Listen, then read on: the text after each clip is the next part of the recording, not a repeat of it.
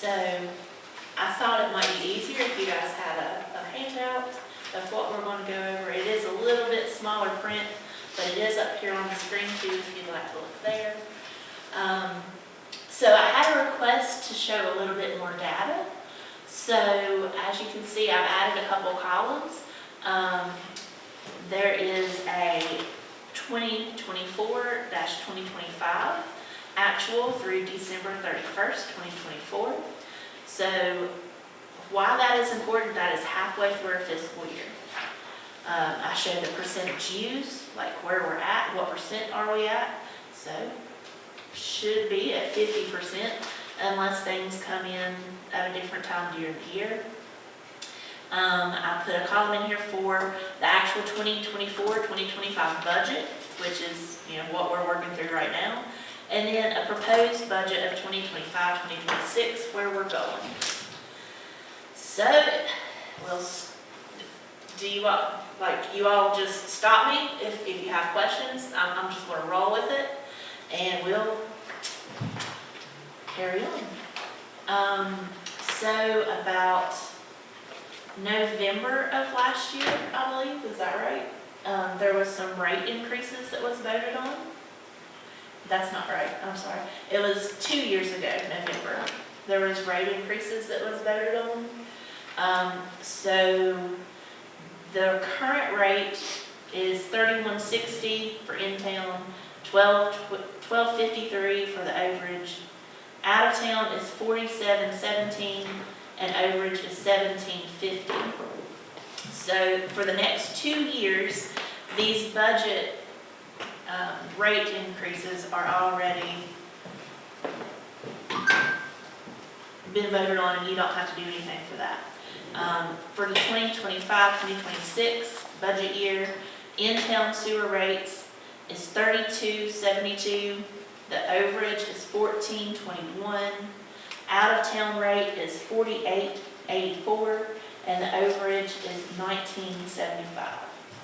And you can also see what the rates for 2026-2027 are. So we still have 2 more years of rate increases for our wastewater treatment plant project. So how I figured I'm sorry, I totally skipped interest. So interest, we do have a wastewater treatment plant LGIP account. I budgeted $2,500 for interest. That's what we budgeted this year. Sewer metered sales. So with this increase, our sales will increase. And the way that I got that is I took our lowest month of consumption, and I wanted to make sure that our rate increase was still going to hit, even if we used our lowest consumption. And that figure is very, very conservative. So it could be much higher than that because, again, it is our lowest consumption. Sewer unmetered sales, that's if we have flat rate customers. Our sewer taps, that is if someone is going to hook up for new service. So we have master meters that monitor our flow to Baptist Valley, Adria, and Whitmill. So PSA sewer fees to those 3 areas, that is all done with those master meters. What goes out to the county and what we have in town that goes out. It's kind of a way that we monitor it, and we have to bill PSA for that amount, and they pay us back. So the current rates where we're at right now, they're very healthy, and it looks like that we are going to go above what I have for this year that we're currently in. So next year, I did project it to go up just a little bit more.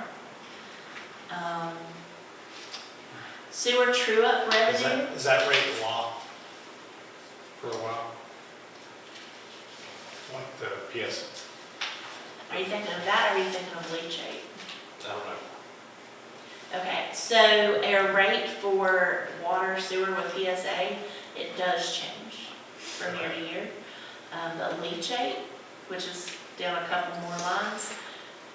It's a locked rate. However, if we want to take the fight to see if we could bump it, that's something that could be done. Okay. But we'll get there in Yep. just one second. Sewer true up. So just as water, I explained to you guys last year. So PSA owns 40% of our sewer treatment plant. So they share the expenses at 40% of the cost. And we have to do a true up at the end of the year to say, hey, have they paid us enough? Did we pay them enough for water? And we just kind of look at the numbers, and our auditors audit every number that we have. And if we owe them money, we pay them. If they owe us money, they pay us. Normally for sewer, they end up paying us. We don't pay them. Miscellaneous revenue, didn't really have anything there. Sewer jet usage, so this is something that we had just started this year. I think we're on the verge of actually having our first customer that has to do this, but as of right now, we don't have any sewer jet usage fees to show, so I'll reduce that number significantly for next year. Now, Joe, here we are at leachate. So leachate is a penny a gallon, and you know it's probably costing much more than a penny a gallon to treat that. There are contracts, there are legalities of it all. I know it's been questioned before, but I think this is a lot to get it changed. Is that the one we had the letter on a few years back and raised a little bit of stink? Very well could have been. I'm not sure, but I do remember this was talked about with the county, and it was. Highly frowned upon. Mm-hmm. Yep.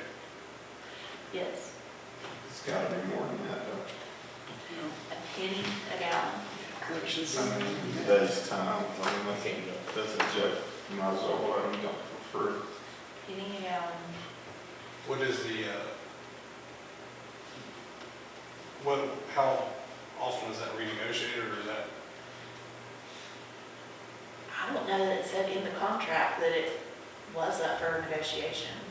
I think that it is something that can be renegotiated, but I don't know how. Like, I don't think it's set out in the contract, is what I'm saying. Right. But if we want to approach and ask, hey, you know, it's more expensive to treat now, costs have gone up. Yeah, I mean, if we could get some numbers behind it and, prove to them, or, justify it Right. to them. I think justify it just in pay rates for employees. So if you all would like me to get what some of the other sewer plants do, I'm pretty sure that we are the lowest. Don't put me on this. I think Richlands is 3 cents, but don't put me on that. But I think that's what I remember. So if you all would like me to do that, I'll be glad to. Okay. Sewer disposal fees. So this is, so if you have a septic tank and you get your septic tank pump, this is the release of that to the plant to be treated. Sewer late penalty is if you don't pay your bill on time, you get charged a late fee. Wastewater treatment plant upgrade, this is 40% of one of the bonds that we are currently paying for. PSA pays us this amount, that's their share of this loan, and that doesn't change. So all in all, for our revenues currently right now at December 31st, we were 52.95%, which is a little bit over of our revenues, which that's always a good thing. And you can see that we've increased roughly $46,000-ish, if I math right in my head. Anybody have any questions about revenue? We'll go on to expense. All right. So you can see that salaries have been raised a little bit, and again, I did the same with water. For right this minute, I put 2.5% raise in for everyone. Hey, Miss Leanne, Mm-hmm. I do need to go back to because it's in our packet for today, right? For the Tazewell Regional Wastewater Treatment Plant upgrades. Okay, Bid went up to 16, right? yes, And the rates that we had raised the rates in order to fund that project, right? yes. So would this be an appropriate time for us to talk about the rates and the impact of this new bid? Mm-hmm. It's on page 127. So what they said was, this is from March 10th, yesterday.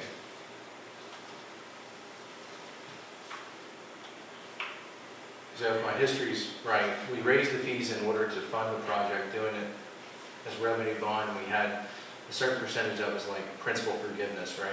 Yes, And now the bids came in higher. yes. So the fees that we've risen, I'm not going to speak well today. It's Need more fine. coffee. But, so my question is, are the rates that we raise the fees adequate to make sure that the project gets done, or do we need to re-attack that? Okay. So, I'm going to speak a little, and I'm going to let Susan speak a little because she's got a good grasp on this. 27? So, what I'm going to come to you all tonight to ask, Thompson and Litton has recommended that we go after more principal forgiveness from DEQ. And I spoke with Alan Cornett from DEQ. He has strongly advised me to do this, and he thinks that there's more money out there for us. So basically, why not? Yeah, all they can do is tell us no. So why not? Why not go after more free money, right? Yeah? So now, that's the part for tonight. Yes, it did come in a little bit over budget than what we had thought. 15.5 is where we were aiming. It came in at 16.8,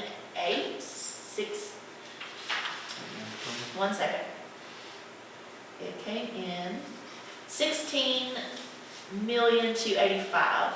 And we do have add alternates, and Thompson and Litton has strongly urged me to say, hey, if we can get this free money, let's go after those add alternates, because why would you do so much work to your plant and leave those two things out, if you could get free money to do them? And that makes perfect sense. And they said they would be glad to help me write the letters to DEQ. I don't think we lose here. So can the project begin, and then once you figure that out, like that's just tacked on to the end, or is there an order flow for it? Well, and that's why they're called add alternates. So my understanding is, yes, we could say, hey, let's begin, and we got more money, let's add these two. Okay. I totally think that would be doable. And now, because the one day that Clerk Clean decided to take off for her birthday was the one day that you all went over these. And you can see up here on the screen. I know it's a little small, but if I make it any bigger, it's going to cut stuff off. So we had originally planned for a loan of $10,656,000. 30% was principal forgiveness, so that was $3,196,000. And we had bumped rates to cover that originally. However, Todd seen that we were going to go over, and he has planned, is that on here? He has planned, I don't think that it is. okay. Sorry, guys. He had planned for an additional loan, and that loan was going to be for $8,343,000. So when we raised these rates, we raised them to cover loan 1 and loan 2. And now I'm going to let Susan take over. So with loan 1, our annual payment would have been $230,000. Loan 2 was $290,000. So So when we budgeted that we needed to raise $520,000 per year for this project, for those 2 loans. From what I can tell in the latest proposal, yes, that was what was, well, no, this isn't, but the letter was, but from what I can tell, the way that Thompson and Linton is suggesting we do 1 loan instead of 2 loans. And the 1 loan comes in at, our portion is $372. So we've raised the sewer rates further than what we needed to do. We've covered ourselves in that. We might actually be able to lower them back down if we do the 1 loan versus the 2 loans. So, what you all had voted on, which is up on the screen, that brings in a combined increase of $520,000.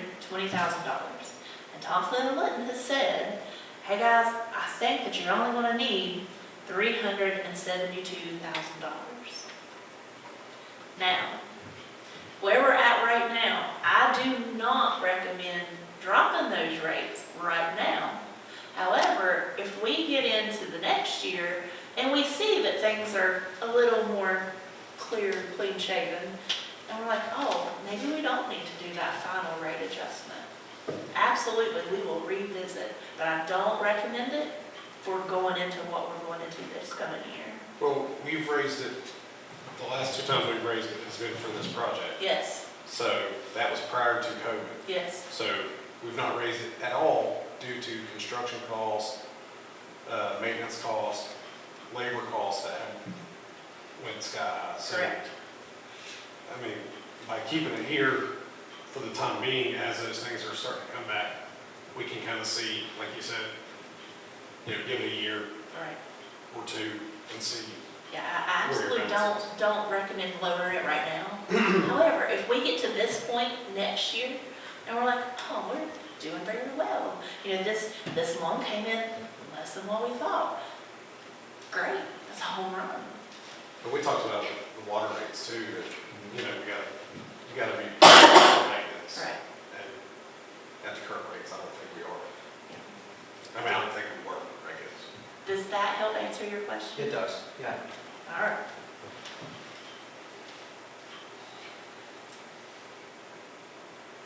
And, okay. So we'll start at expenses.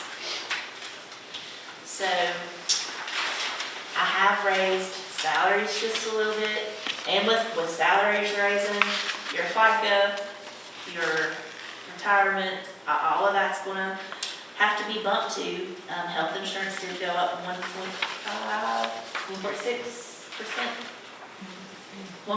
Let's say 1.5.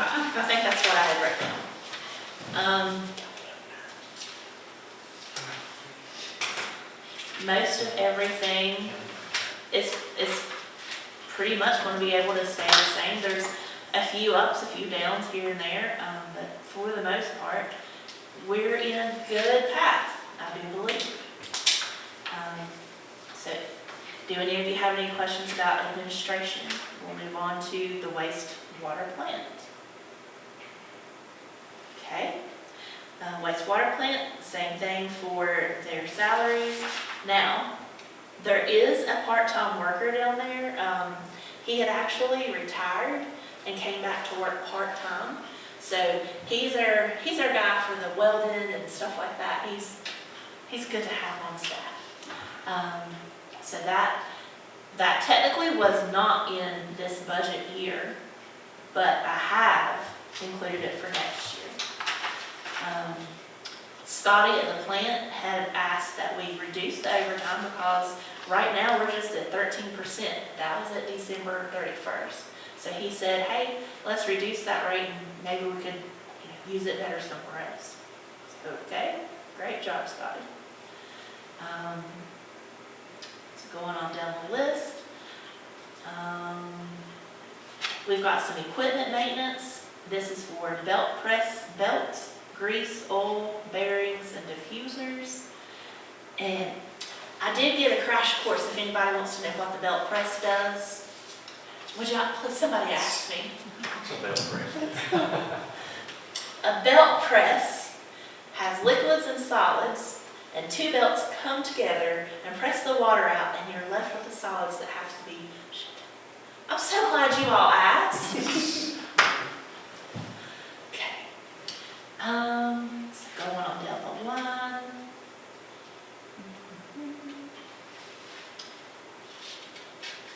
So one of the things that I did raise was our electricity costs. You know, that's not exactly something we have much control over, but it is going to go up is what I'm thinking for next year. Equipment, so I did decrease it from last year. They're asking for a riding lawnmower, grit pump, pressure washer, and gator. So it did go down, like $27,000. Fuel went up just a little bit, and something that we did the year that we're in right now. So we used to have chemicals and lab processing fees together, and Scotty and I talked, and it would be much easier if we broke them out so we could see the cost better. So we did do that, and as a result, we have been able to kind of reduce those line items. So that, I really think that was a good move for us to do that. Wastewater treatment plant upgrade, bond 1. This is a bond that we are already paying on. It was for engineering fees. The county does pay 40% of that. That's shown in your revenues. And that is their waste plant budget. Any questions on that? Okay. I don't show that we've got any revenues from year to date. Look at, we haven't. It's paid twice a year. So like if we had to pay it in December, probably PSA hadn't got us back yet, like Gotcha. at December 31st. But yeah, it's paid twice a year. So that's probably the why. But we will get it before the end of the year. Wastewater collection, so this is our sewer crew that if you have sewer stocked up, this is that department. And again, you can see that the wages have went up a little bit. I did bump overtime just a tad according to our 50% way of the year. Looked like it needed to go up just a little bit. Health insurance went up just a little. Retirement went up because your salaries went up. On your salary increases, like, is there a percentage that you're doing, or we had spent time talking about performance reports and? Right. She budgeted on 2.5% Okay. total increase. Yes. Right. Mhm. Total salaries went up 2.5. Right. And again, we're going to do the performance-based evaluations, but I put 2.5 in there, that's my placeholder. That's how much I know I have to work with. Okay.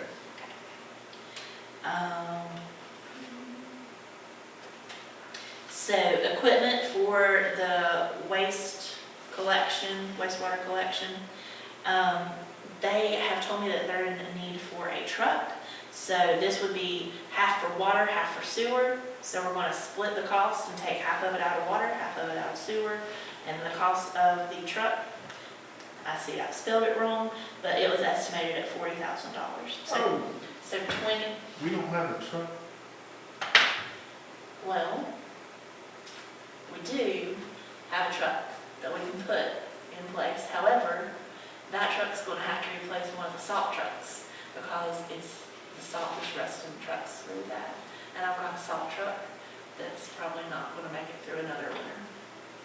So we were going to put that truck to replace the salt truck. There's no surplus stuff out there. Maybe. We got burned with surplus. So it's been a very touchy subject. But yes, we can look. It's a very good program. We can look, absolutely. I think you have to look. Okay, sure. How did you get burned? So we ended up getting some equipment that was sold, was spoken to us in one way, and when we got it, it wasn't what we had been told. And I'm not saying that they told us this, just the representative at the time that was dealing with them maybe didn't ask all the questions they needed to ask. Are we speaking about military surplus? Mhm. But yes, I'm absolutely open to that, as long as it's a good piece of equipment. Right.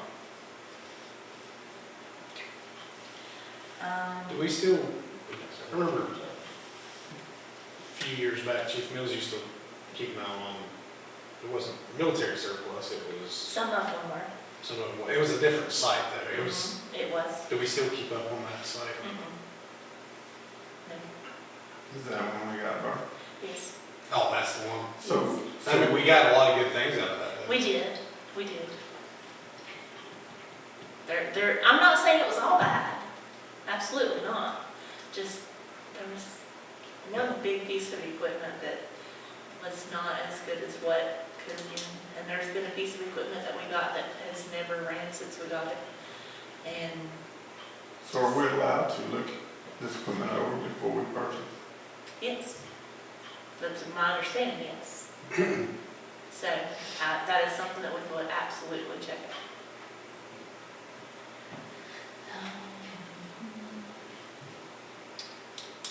Okay, line construction maintenance, I did cut it just a little bit, and I'll tell you why. Because if we get on this Route 460 project, that's where our sole focus has got to go. And I don't figure there's going to be a whole lot of extra time for them to go put extra sewer line in the ground and plan those types of projects. Now, we'll have pipe if we need it. If there's a sewer leak blown out, something like that, we'll have pipe. But I know that we won't be having like extra projects that we plan right now. So the Dry Town Sewer Project, that's a payment that we already make, so it's already in there. And that covers that department. So our general liability insurance, I did raise it up because it looked like it was not as, hang on, hey Sabrina, I'm gonna put you on the spot for just a second. At December 31st, would we have already paid our third quarter? Is I that think right? so, yeah, I think we paid that. Okay, so the 75% that's used, that is very possible. We pay it by quarter, so 75% we're right on the money. That's good. But it was also $11,000, and we're right on the money. So I did bump it just a little bit, especially if we're going to have new equipment. It's going to cost more to replace for insurance purposes. So I did bump that a little bit. Transfer to LGIP for debt service payment. That is for our wastewater treatment plant project. So as we raise the rates, we put money back into that LGIP. So I want you to see that, yes, we are moving money, and yes, we are increasing the amount of money that we move. So this year that we're in right now is 173, and I've got it in there for us to move 200,000 next year. Rainy day contingency, so that's contingency, that's unbudgeted, so we're at $9,178. And Zach, if we don't have to touch that, absolutely, stick it in an LGIP for future. That's perfectly fine. I think that's a good idea.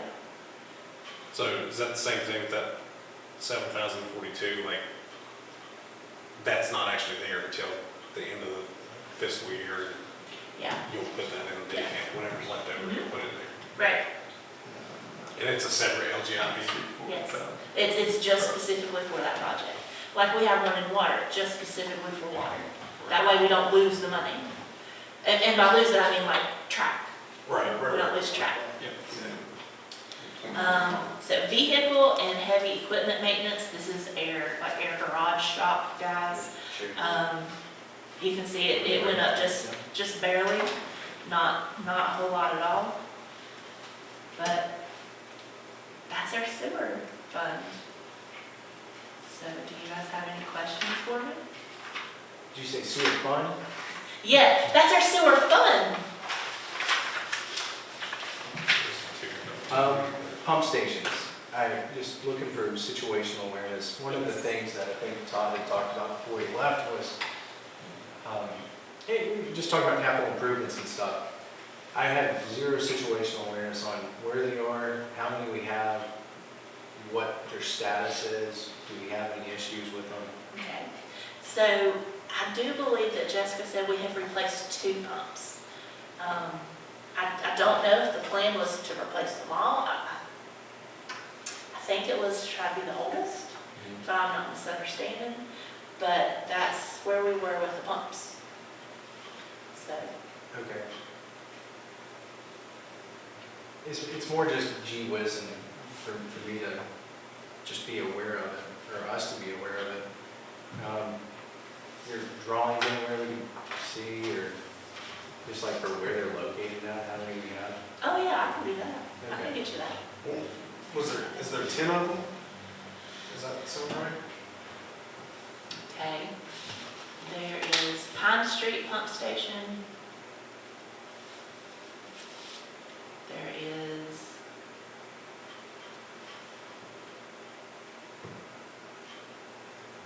Linton Mill. I really want to say there's one at Dogwood. Is there one or is there 2? I know there's 2 tanks at Dogwood. I know there's one up behind the Litz Mansion somewhere. Okay. There's one at the peak. Because that's what went down during hurricane, we had to get a generator for. Yeah. Quarry Street Pump Station.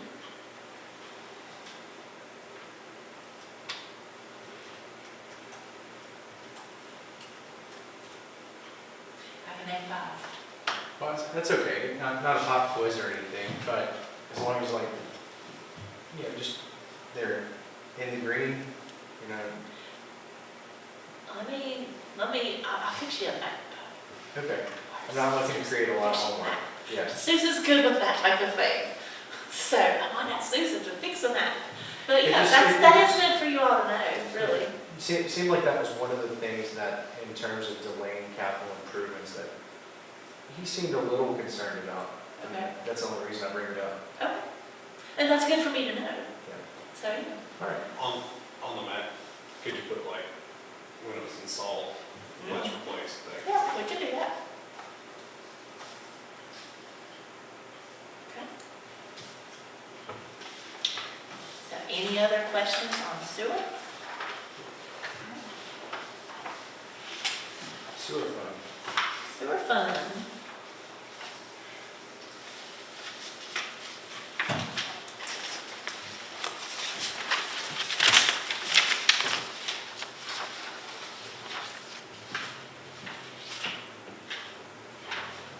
And I very much apologize, I don't have the IDA in a nice pretty format like that one was.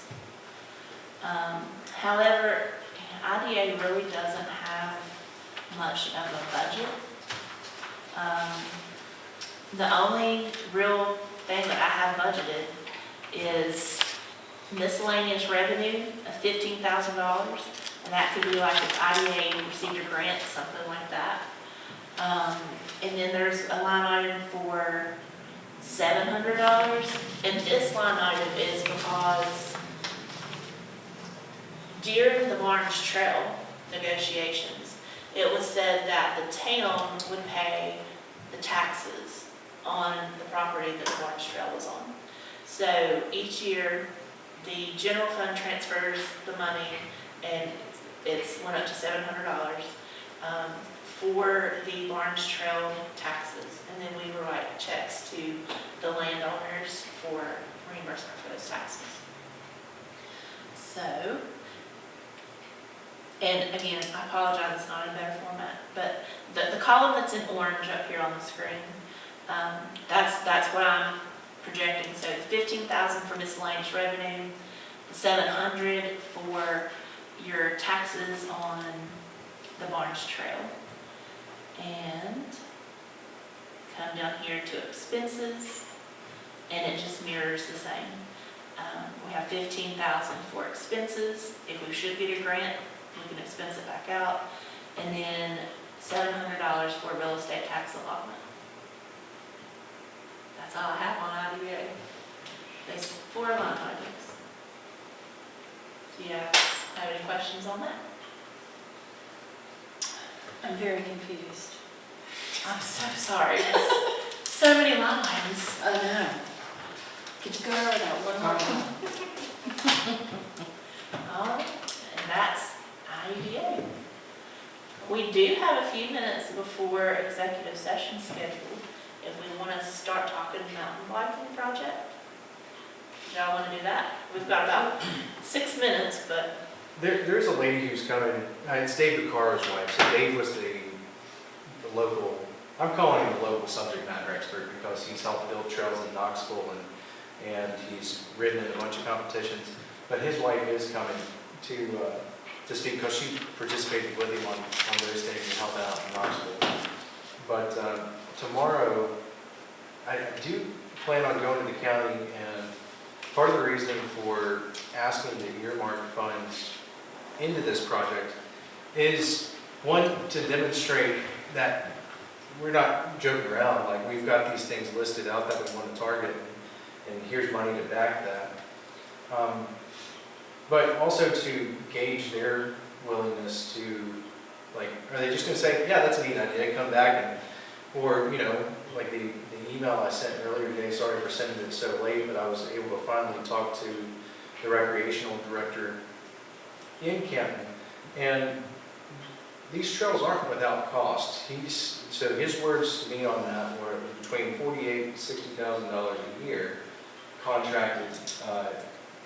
They're contracted with elevated trail design in order to maintenance the trails, and I think that that's one thing that we could look at, you know, with the county. It's located in the county, it's on town property, but I'm saying all that to say, like, you know, just initiating the conversation. Not a lot of feedback on the email, so I'm curious as to what you guys think, whether it's an achievable goal. I did print out, I've been looking for economic studies on it. I didn't print it out, Miss Susan printed it for us. But it seems to be that Canton's getting an economic report upcoming. There's one near Cherokee, that's the one that's printed out. They do show like an average of $889 from the visitors who stay over a weekend. And a lot of that's spent on restaurants and lodging. So I think that aligns. I think the project itself could align with what we're trying to do, which is like gain tourists to come to our town that support businesses. And part of the reason for us, you know, aiming at a quirky mountain town in Southwest Virginia is because, you know, I think we're struggling in the department of trying to recruit industry to the area. I don't think that we're super well equipped to pursue that. In my eyes, this is an achievable target that we could hit, that could have instantaneous impacts to us. What do you think? When you're talking about trails there, are you just talking solely biking trails, or will be walking trails, biking trails, all kinds of trails? So what I've seen with Canton is they're actually tapping into the trail running community. Right. And what surprised me when talking to him is they've got 2 trail running events, like competitions. Right, Big competitions. And so far for this upcoming year, they've only got 1 mountain biking competition. So the multi-use it's a real thing with at least that outfit. And there's multiple communities to tap into with it. Then asked about dirt bikes, then asked about horses was another thing. Yeah. And I think it's Dirt bikes, you kind of need to be set up just for dirt bikes, because it's way too dangerous to have people. Right. riding a dirt Oh, bike. yeah. Yeah. and maybe that's a good use for the other 664 acres, Right. you know, east. My husband would love that. I think it would be phenomenal. Like 12-year-old Zach is like, oh, this is cool, let's do this. Where's the nearest? I told him my son. So if you, I don't know if you can pull it up on the Can you pull my email and click on the link? North And- Mountain Mile. Is that the nearest one? What, dirt bikes or? If you, no, for like actual mountain biking trails. So it's Trail Forks, it's in the bottom of the email that I sent this afternoon. Part of the reason I attached that photo is because to be in the mountains, Southwest Virginia is, We have very little mountain activity. there's not, I think the Breaks is working on some. But it's interesting if Is you, there a place to do mountain biking in their off season? I know Snowshoe does. I know a lot of ski resorts do, I don't know if Winter Place does. Snowshoe has a dirt bike race in their off season. You might be able to just hit trailforks.com and then just click on the map. Okay.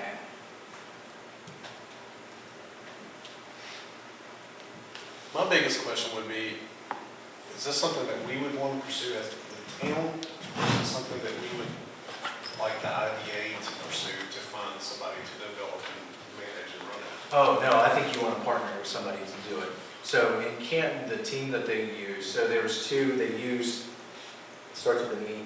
But basically, the way that, and it's on that YouTube video, the way that they approached it was they had a master plan, which is no different than our PAR, that we saw with the farmer's market. So you have an engineering firm that designs it, and then they utilized, there's different trail builders out there. Who they're partnered with is Elevated Trail Designs, and same group that's actually doing the maintenance on the trails. And that was that $48,000 to $60,000 a year. Stated, the recreation director stated that the longer that these trails are in operation, the less maintenance that they have to receive. And I think that's just with earth settling, stuff like that. So on the map, there's Tazewell, and I mean, look at Tazewell West. I mean, there's nothing. Now, what we've got to the east of us, and that's Round Mountain and the Wolf Creek Trails. So if you go to Tazewell, just go due east, and that's that green blip right there. Great, nice trails there. I'm not sure who maintains those. I just hiked them 2 weekends ago, and they're currently closed because of all the trees that are down, stuff like that. The other ones that you see, so just south of that, that's Big Walker Mountain, and not maintained. I don't think that gets a lot of foot activity. To the south of that, you've got the rail trails, so you've got Damascus, and then there is the New River Trail. I think that runs along the New River. That's it, going there. So if you don't mind, click and drag. Let's look at North Carolina and Tennessee where there's meet up. Maybe go a little bit east. Go too far east. Could you zoom in towards Boone and maybe pull us west just a little bit?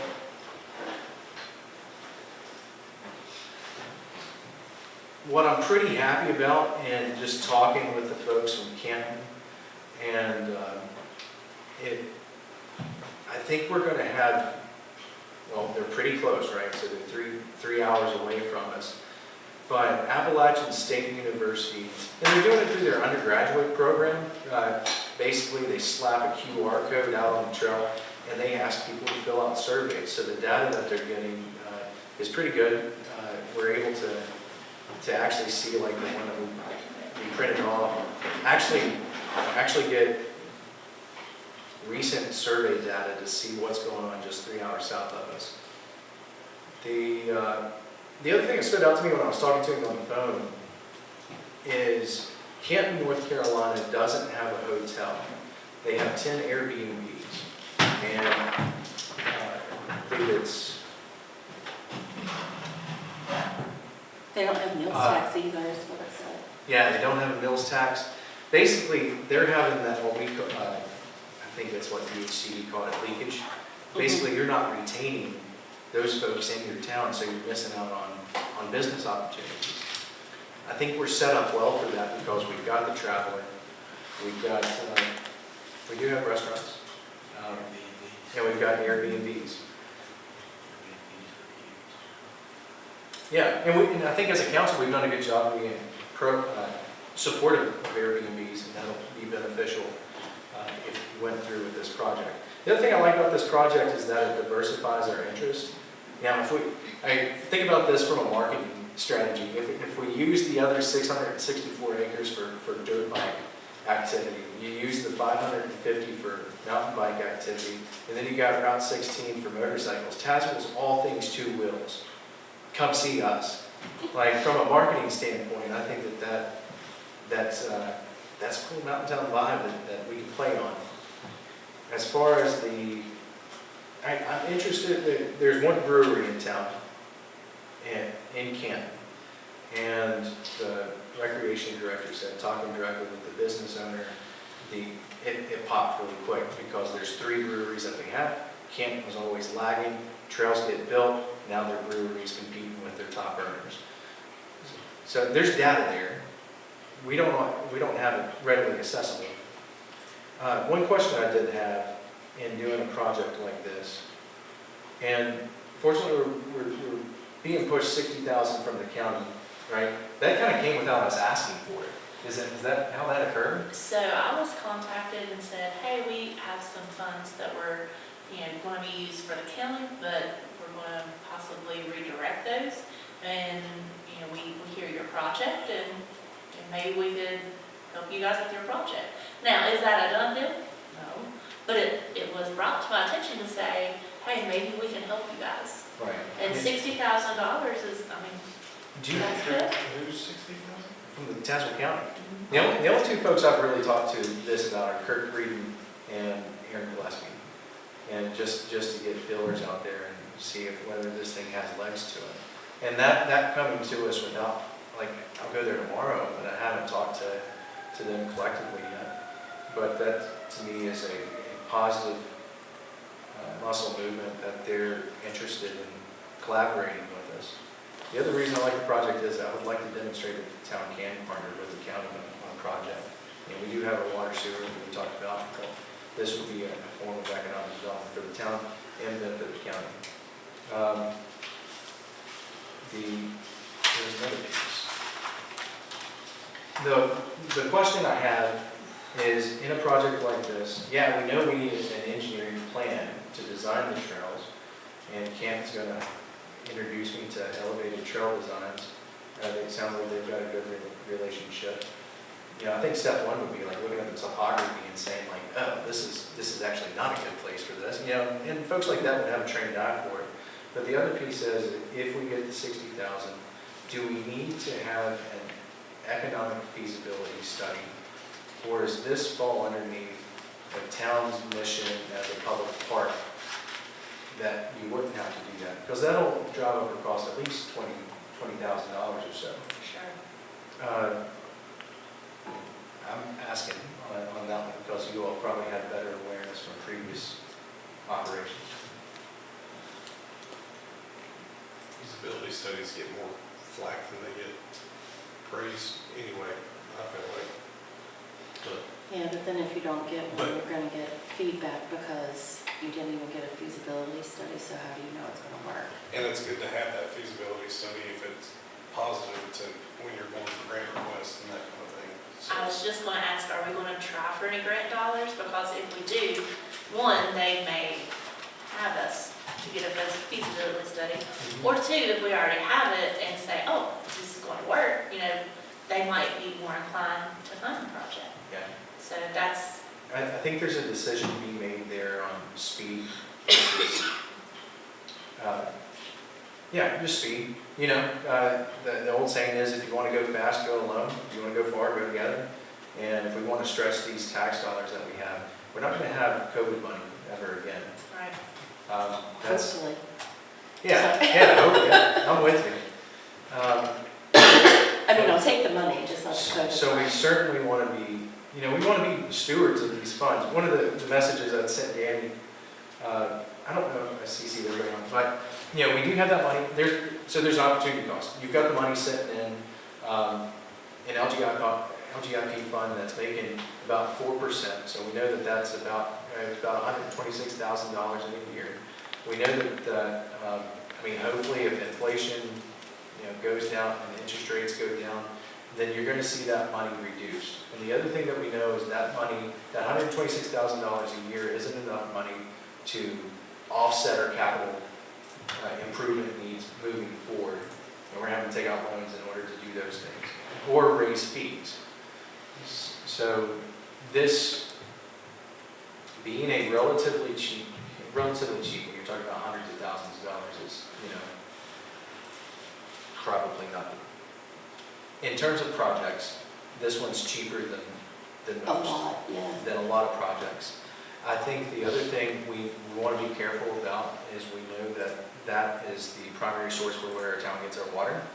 If you have to me, it's economic, it's environmentally friendly. I almost said economically. It's environmentally friendly to have mountain biking there because that's where your primary source of water comes in. Town of Canton also did that. They actually paired up with the Appalachian Conservancy Agency or some outfit that was centered around conservation. I think you can capture both of those things with a project like this. I like it. I like being aggressive and I think Well, for being a mountain town, we have very little places to go and hike in the mountains publicly. yes. Oh yeah, I mean, you gotta drive over to, the Appalachian Trail is typically where I go. And you're an experienced hiker. Most folks have to go to Addington to the creek. Right. Uh, Yeah. Bluefield, Virginia, which isn't on Trail Forks, but They do have those city. they've got city trails behind the, Latino Park. behind the baseball field. And that was another data point that I picked up talking to, his name's Durham, Sam Durham, I believe, the recreation director down in Canton, said that the way folks plan their weekends is they'll pick a hub and be like, we're gonna go here. So I do think that there's cross-pollination that will occur. They'll come here, ride these, and they'll be like, all right, Sunday, let's go over and ride Bluefield. Yeah, Vice versa. little cluster. Little cluster.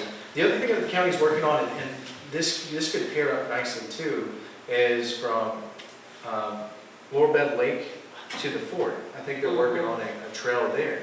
That would be awesome. So now we're in a situation where now we've got three access points.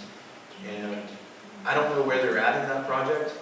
I think they were having some issues on easements, but in maybe 2 or 3 properties. I know there was some debate on whether those are going to be just hiking trails or whether you have the ability to ride mountain bikes. My recommendation with the trails is multi-use wins all the time. Yeah. I would say my thought on it at the moment is reach out to Elevated. Yeah. Trail Trail Concerns, see what they have to say about the topography and, how useful that piece is, and then we can get a price estimate and that kind of stuff, but let's be aggressive, let's get something done. Okay. I think, anyway.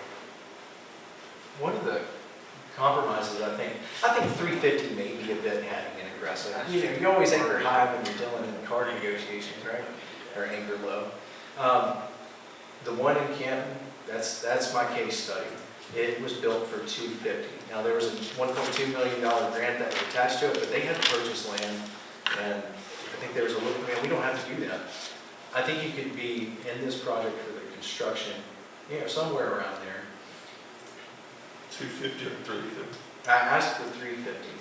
I always think at this point, because we know that the ARPA, unless we're going to spend that ARPA money on the farmer's market, it's most likely going to sit there and gain interest. If we earmarked, let's just say 250 or 150, but that at least gives us something to demonstrate. Like for example, tomorrow when I go talk to county, it's like, hey, we earmarked $150,000 towards this project. We're going to go after grants in order to meet those. We'd love to partner with you and see how we can go get those together for our town and our county. So my question is, what are we going to do with the remaining property? I've heard, my recommendation in the fall was to sell the 660 acres and complete these projects that we have listed out. you can borrow against it, I don't think you want to do that. But the IDA had approached us in the fall and wanted to sell, they wanted permission to sell the Ramey lot. It's my idea. And my recommendation at that time was don't sell an asset inside of the town, sell an asset outside of the town and improve your town. They held on it, we haven't really done anything with it since. But it's a main artery sitting there that looks awful. It does, Absolutely awful. what would you like to see there? You don't want to know that about. Houses? I mean, He wants to houses would see make tiny it. houses. Tiny houses? That's not the spot.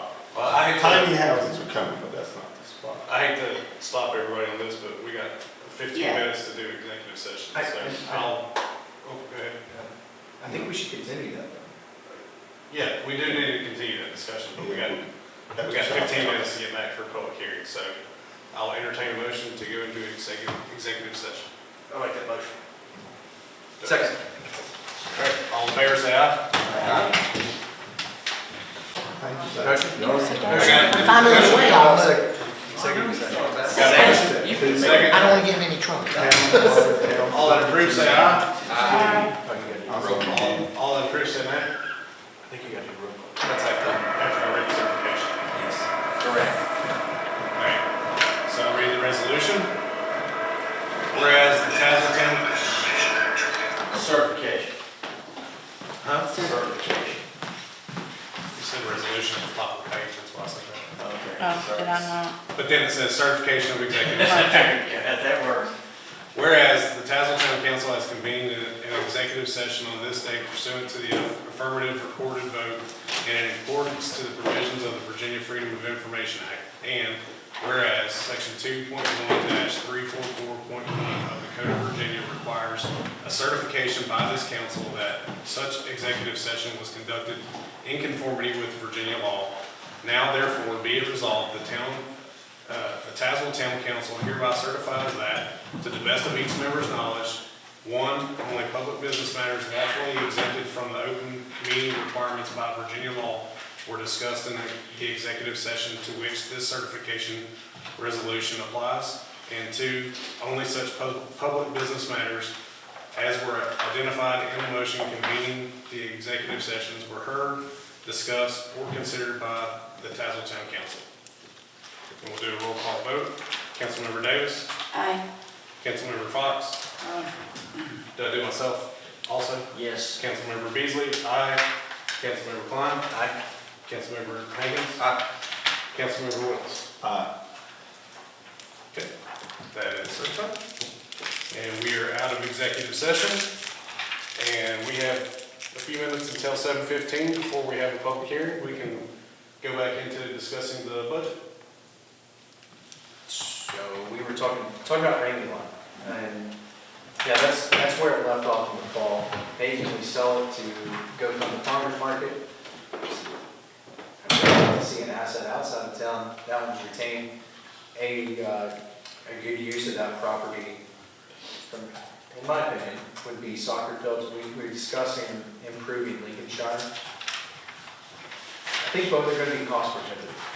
You know, you're $590, I think, ish, $550 on Lincolnshire to get it graded. You and Dave came out and asked us to work on that improvement. I know that as far as like facilities, don't call it soccer fields, call it multi-use fields, because you got a place for Little League to practice, you got another green space, you got a place for baseball to come out and practice. You can have, I think, ladies flag football is going to be a thing, you know, upcoming. But there could be another space for that, but if it can attract a business, by all means, you know. So my other question is, you know, we had a meeting and Jay Shop was Zoom and all that, because they still want to acquire the Little League fields. Yes. Now, if he's willing to pay to have Lincolnshire, you know, that's gonna save us money, but, you know, it's like we got all these things and we never get a solution. Right. That one, the last I heard on that proposal, well, after that, and thinking about folks in town, knowing the history behind the Little League fields, I went to the county and I was like, how much you want to sell this thing to? And the county gave us a praise to the fairground, because if you think of an obstacle driving course, and you think of where it should be located, and if tax analysis to see what chain restaurants near 460 do versus mom and pop shops on Main Street. 460 is the place that I see future development with the fairground. What the county did was, okay, we know it's appraised at $860,000 in 2018. We want you guys to buy it for the place to rebuild. That's what this county supervisor wants at 11 million. It's like, okay, well, that's done. Like, we can't have a conversation from there. That's a non-starter. In the sheet of our projects that we want to hit, we did talk about, that rotation of assets. If you really improve Lincoln Shire, Little League, and girls softball have a good home to go to, then that trade makes sense, because you're gaining a new attraction at an establishment that's, I think your citizens would go for it if we had a new place built for kids. And I think you gotta lead off with that first. You do have to, Yeah. you gotta sell it. Yeah.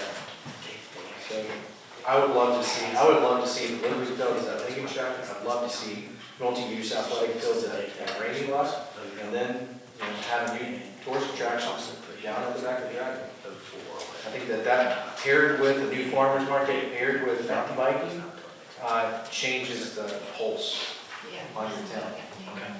And the new healthcare facility that's gonna have 37 employees. It's like, that's a new direction. They're not minimum employees though. Well, it's increased access to healthcare, You which probably is have, really, you probably have 12 minimum employees by the time it one's leave the hospital. and But then, that's still a significant number. just if you have more primary care, then hopefully down, 5, 10 years, maybe you've got more room for specialists Oh, yeah. in the area. So does, So do we have any update as far as, I know, like Danny was saying, that J Shop had mentioned that facility and upgrades on that. I mean, do we have any update on any of that stuff? I don't. basically we haven't done nothing since our meeting. No, we haven't. But it's focused, attention's been focused elsewhere. Well, I think it's, one of the things I said coming out of like the transition away from the sports complex is like, let's honor the past and what they were aiming at. They're aiming at gaining an asset that could increase folks to town. And then after that, in that void, what do we aim at and what are achievable targets? And that's where Hankins was saying, we need to hit targets that we can achieve. We've been promising things for years and years. Yeah. It's like, let's hit targets that we can achieve that have direct, instant impact in the town. And this is the list that we've come up with so far. It's not that it's perfect, but I'm all for it. I mean, that's part of the reason for the push for either an additional manpower to Miscellaneous in order to expedite these, because if she's doing sewer line, water line, or sewer facility, water line projects, dealing with the day-to-day riffraff, there's only so much one person can do. And do you add a member to the staff, to your organizational chart, in order to get the projects done quicker? And I think it's something we should seriously consider. Have you ever heard of a planner, town planner? And I've also been looking at it, you can hire out project managers also. So it's something that you can contract. Typically when you contract folks, the price goes way up. Yeah. Right? They're not here. I talked to Jim Thompson, and he said like Wise, and he told me another town. They didn't hire an economic director because, I'm not gonna say what I want to say because I want him to be here when I say it, but he said the town's hired a planner. And that planner would help Leanne, would help Susan. Also, they would help Tazewell today. They would work in conjunction with the economic developer from the county. Right. It's a planner, and I just don't think an economic director, I'm not sure what we could offer that economic director to let them be successful. I don't know that they could go out and get us a company that would bring in 35 high-paying jobs. Yeah. It's not gonna happen. Yeah. I'm okay, my vision on it is increase manpower to get more stuff done. Right. So I'm not really married to what the title is. Like, there's, Yeah. you do have pay bands associated with certain titles, but, what do you think? Stop to this. Okay. We gotta, We got him. Vice Mayor, we have a minute. According to that clock. I love the cliffhangers that.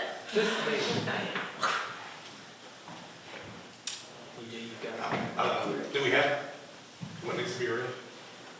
Is it on here? Yeah, man. Brad, wanna read it? 66. Notice of joint public hearing. What's that? Notice of joint public hearing. That's what you have to read. Okay. Yep.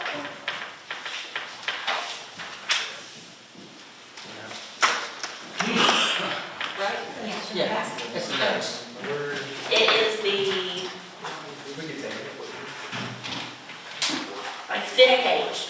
Page 5. Oh, on the big pack.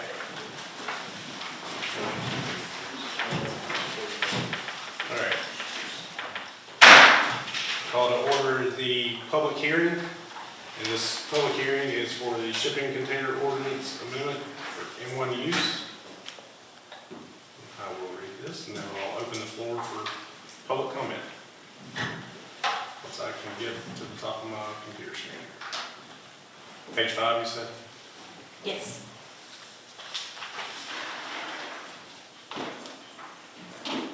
Okay. Notice of joint public hearing. Notice is hereby given that on Tuesday, March 11th, 2025 at 7:15 PM in the council chambers of the municipal building for the town of Tazewell, further known as the town, located at 211 Central Avenue, Tazewell, Virginia. The Tazewell Town Council and the Town of Tazewell Planning Commission will hold a joint public hearing pursuant to Virginia Code Section 15.2-2204, Town Charter Section 3-8, and Town Code Section 23-6 to provide the citizens of the town an opportunity to be heard with respect to a proposal for the town to amend Chapter 23 zoning of the Code of the Town of Tazewell in order to add one new use and supplement the list of permissible uses identified in Town Code Section 23-53 for properties located in Industrial General M-1 districts. No changes or amendments to the current zoning map are being considered. Copies of the proposed ordinance amendment is available for review and inspection during normal business hours, 8 a.m. to 4:30 p.m. at the Town of Tazewell Municipal Building as referenced here and above. Do I have any comments? Going once, going twice. And with that, I'll close the public hearing. We will reconvene at 7:30, or do we open the budget discussion like that? Get rid of these cliffhangers, let's go ahead and keep talking. Okay, so what's my thoughts? Susan and I stay busy from the time we get here to the time we leave, and then some. So these projects like Route 460, container wastewater treatment plant, that's been the focus for quite some time now. And would having an extra set of hands help with some of this? Absolutely. But I have to agree with Danny. I don't know that we need a director, but someone, like an economic assistant, an economic planner, a community planner, a person. I do think that it could be very beneficial. Someone to help us find more grants. And by the way, on grants, we're scheduled to do a grant webinar that said, hey, here's how you find more grants. So absolutely, it was a free webinar, we're gonna do it. So, but that person could do that webinar, find more grants, find the project for that grant. I mean, could it be beneficial? Yes. And having an economic director for the town is a bit of a redundancy if you have an economic director for the county as well. If you have this, a planner like you're talking about, that can kind of coordinate with that economic director and, utilize them and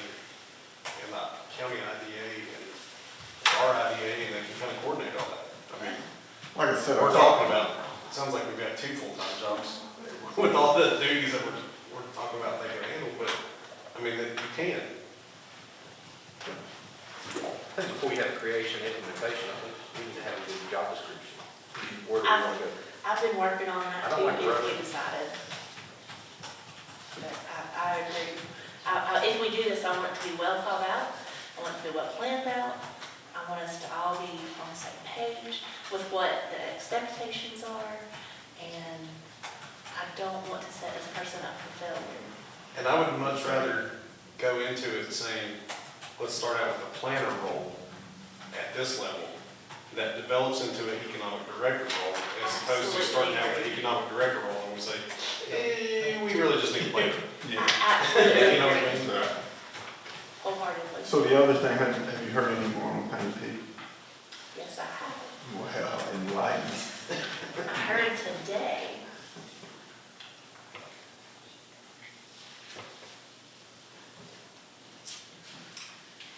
The group that was going to buy Pan P would like to go to settlement Friday for the building. So, very good. Now, don't mean it's gonna be signed, sealed, delivered, but at least we know that it's still moving forward and they're trying. So that could be huge, especially since we've lost some businesses on Main Street. Gaining somebody, huge. What's the time limit on the theater and the bowling alley? So, let's do bowling alley, let's do farmer's market. If we are awarded the funds from the Tobacco Commission, we have 12 months from once we get those funds to use the funds up.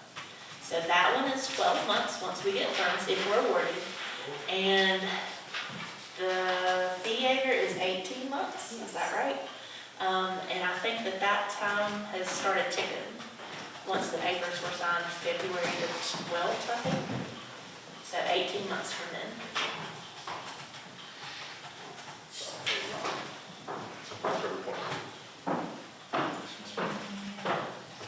there's definitely a lot going on. It's just not a lot of what you can see going on. So the other question is, so we did the farmer's market, the pavilion, the property across the street that the town owns, I talked to Karen, the IDA here today about that one, the task that she's given to the IDA, which really want to applaud her on this because it's utilizing your team, is and we want to find a business that can go in there and be primed to be able to say, when we go to apply for an industrial revitalization, well, like we did with the Traveler, and we've got this building, the town owns it, that way it's a grant. We learned with the bowling alley, if a private owner owns it, it's not a grant, it's a loan. And so we retain ownership, be able to get IRF money, and then have a business prime ready to go into that location. So that's the IEDA's homework as of like last week. And she'll be here this evening, so give an update. Oh, see her yet, she's supposed to be. One more question. Yeah. Does the traveler pay occupancy tax? Yes. Do they get a rebate? Yes. They get it back? Based on the chain enterprise zone. So we've got incentives, and this would be a good thing for the planner to do as well. This is definitely some homework.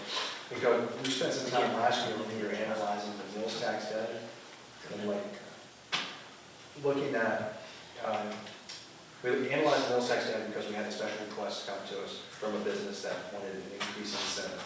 And what we decided to do was to leave it as the incentive is, it's equitable, all parties that are participating. But we can review those, and we can work with, I believe if there's an outfit that also has that buy-in in that. I don't know if that's DHC or not. Department of Housing. VEZ, Virginia Enterprise Zone, is that? what you're Yes. talking? Is that, but the bottom line is you can amend those incentives annually. It's done by November, And if you change the incentive in November, it's retroactive to the first of the year. So businesses can then come back and, you know, reap the benefit of that.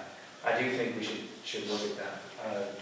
I think it's Miss Amanda who's supposed to be pushing this. We received some information on what Whipple does. I think Miss Amanda's going to be pushing some information on what other municipalities do. We've got an 80-60-40 right now over 3 years to get those back to that. Lodging and some incentive annually. And then you also say, we can talk to the county about adjusting the boundaries on the enterprise zone. Yes. There's a certain amount of acreage within the county that can be designated for Virginia enterprise zone. And we actually got the short end of the stick when you look at that. So we're working with the county to adjust that would be great. On the topic of the traveler, there'll be an email coming out with all the information shortly that we're scheduling an open house with them. That was part of the requirements for the loans and the grants that were issued for that. So that will happen April 28th. It's on a Monday.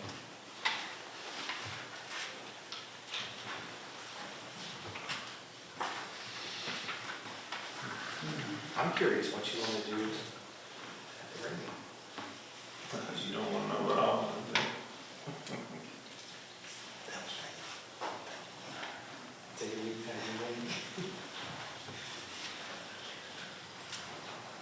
I don't know. Any more comments?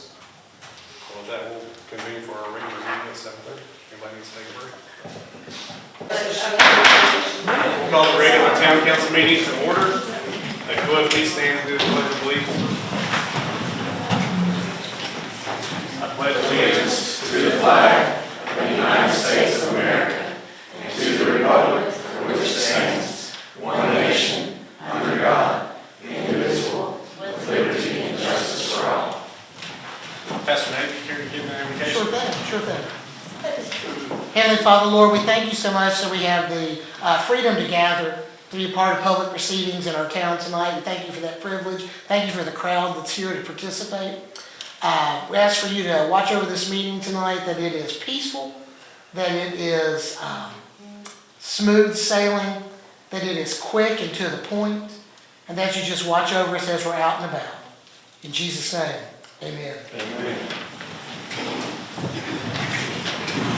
All right, we'll start the council meeting with a special presentation request. And first, we have a Black History Month and employee/volunteer recruitment with Eflona, right? That's Renee correct. Goddard-Perkins. Thank you. Thank you very much, and thanks to everyone for the opportunity to come back here tonight and speak with you all briefly about Black history, and I apologize for the miscommunication last month. So I'll be brief. We all know about Martin Luther King, Malcolm X, and Rosa Parks. So tonight I wanted to go back much further and take a look at ancient Black history. So we all know that the origin of Black people can be traced back to Africa, which is actually recognized as the cradle of humanity.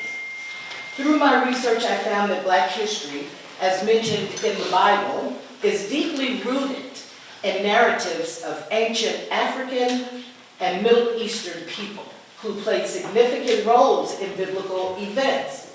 While the Bible does not categorize people by our modern racial terms, it includes many references to individuals, nations, and regions that are historically linked to Africa and people of African descent. So we know Noah had 3 sons in the Bible, Shem, Ham, and Japheth. We know that Ham had 4 sons mentioned in the Bible. Cush is traditionally associated with the region of Nubia, which is modern Sudan and Ethiopia in Africa. His ram was generally identified with Egypt in Africa. Put was often associated with regions in North Africa, possibly Libya. And then, of course, Canaan was the ancestor of the Canaanite people whose land was significant in biblical narratives. These sons of Ham are noted in Genesis 10:6 through 20 in the Table of Nations, which outlines the descendants of Noah's sons and their respective territories. Africa has a prominent role in Black history and in the Bible.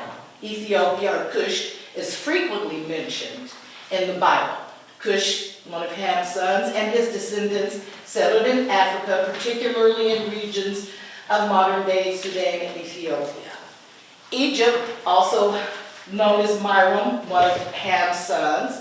We know that Egypt played a major role in biblical history, from Joseph's rise to power to Moses leading the Israelites out of slavery.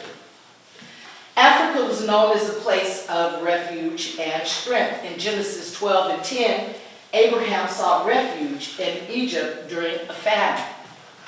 In Matthew 2:13 and 15, Mary and Joseph actually fled to Egypt to protect Jesus from King Herod, which showed Egypt as a place of safety. Some prominent Black biblical figures are Moses' Cushite wife. So you all know that in Numbers 12:1, it mentions that Moses married a Cushite or Ethiopian woman. So this suggests the African lineage in biblical history. We also know the Queen of Sheba. 1 Kings 10 and Matthew 12:42 describe the Queen of Sheba visiting King Solomon. She was likely from modern Ethiopia or Yemen, demonstrating Africa's wisdom and influence in biblical times. And Simon of Cyrene in Mark 15:21. You know, Simon of Cyrene was from North Africa. And this is modern day Libya. And he was, if you all might remember, he's the one that actually helped Jesus carry the cross. And then, of course, everyone knows the story of the Ethiopian eunuch. In Acts 8:26 through 40, an Ethiopian eunuch was baptized by Philip, highlighting Africa's early connection to Christianity. Throughout history, African people have contributed significantly to global culture, science, art, and trade. Civilizations like the Mali Empire and the Great Zimbabwe were influential in trade and cultural exchanges. Over time, due to migration, trade, and events like the transatlantic slave trade, Black people spread across the globe, creating diverse cultures and communities in regions such as the Americas, the Caribbean, Europe, and beyond. Thank you very much. All right, thank you all very much. I did notice that they put me on the agenda for my second item, which I wanted to discuss with you guys. So when I was here last month, I forgot that people come and discuss with you all when your businesses that are in need. And I really need an employee at my business. And so what I wanted to discuss with you guys tonight is if anybody has any ideas. The problem is that I'm paying minimum wage, I'm a small business, and I only need help 1 day a week, 4 hours a day. So how do you feel that? And I can't seem to keep dependable people. I have a lady now, she has to ride the bus. So if it's a bad day or the bus holiday, she can't get in. So if anybody has any ideas of where I could tap in on a good part-time employee, I would be eternally grateful. There's some folks back there that are looking to enter the workforce. Okay. Perfect night. No, let's talk about it. All right, thank you all so much for your time. How can we get in contact with you? 276, Okay, 1 second. yes, sir. All right. 276-970-4141. And I have the Tazewell Test Center. You hear that? Okay. All right, thank you all very so much. much. Next on the agenda is the Upper Tennessee River Roundtable Support Request. Ms. Carol Doss. Thank you for letting me come and speak with you tonight. I've got my letter on my phone to refer to, but I'm not sure if you all are familiar with our group, but Upper Tennessee River Roundtable is a 501c3 nonprofit. And we're based in Abingdon, but we cover a little part of other 2 counties too, 9 counties in Southwest Virginia. So what we do, we work on the rivers in Southwest Virginia that flow to Tennessee. So that's how we got our name. Everybody thinks I'm in Tennessee working, but I'm not. We have partnered with some folks over there occasionally, but so the Clinch River here obviously is our main focus. And I've been working with the Roundtable since 2003, and I was hired to manage a grant, most of it focused on Tazewell County. And you probably remember, or you have heard of the service spill that happened here.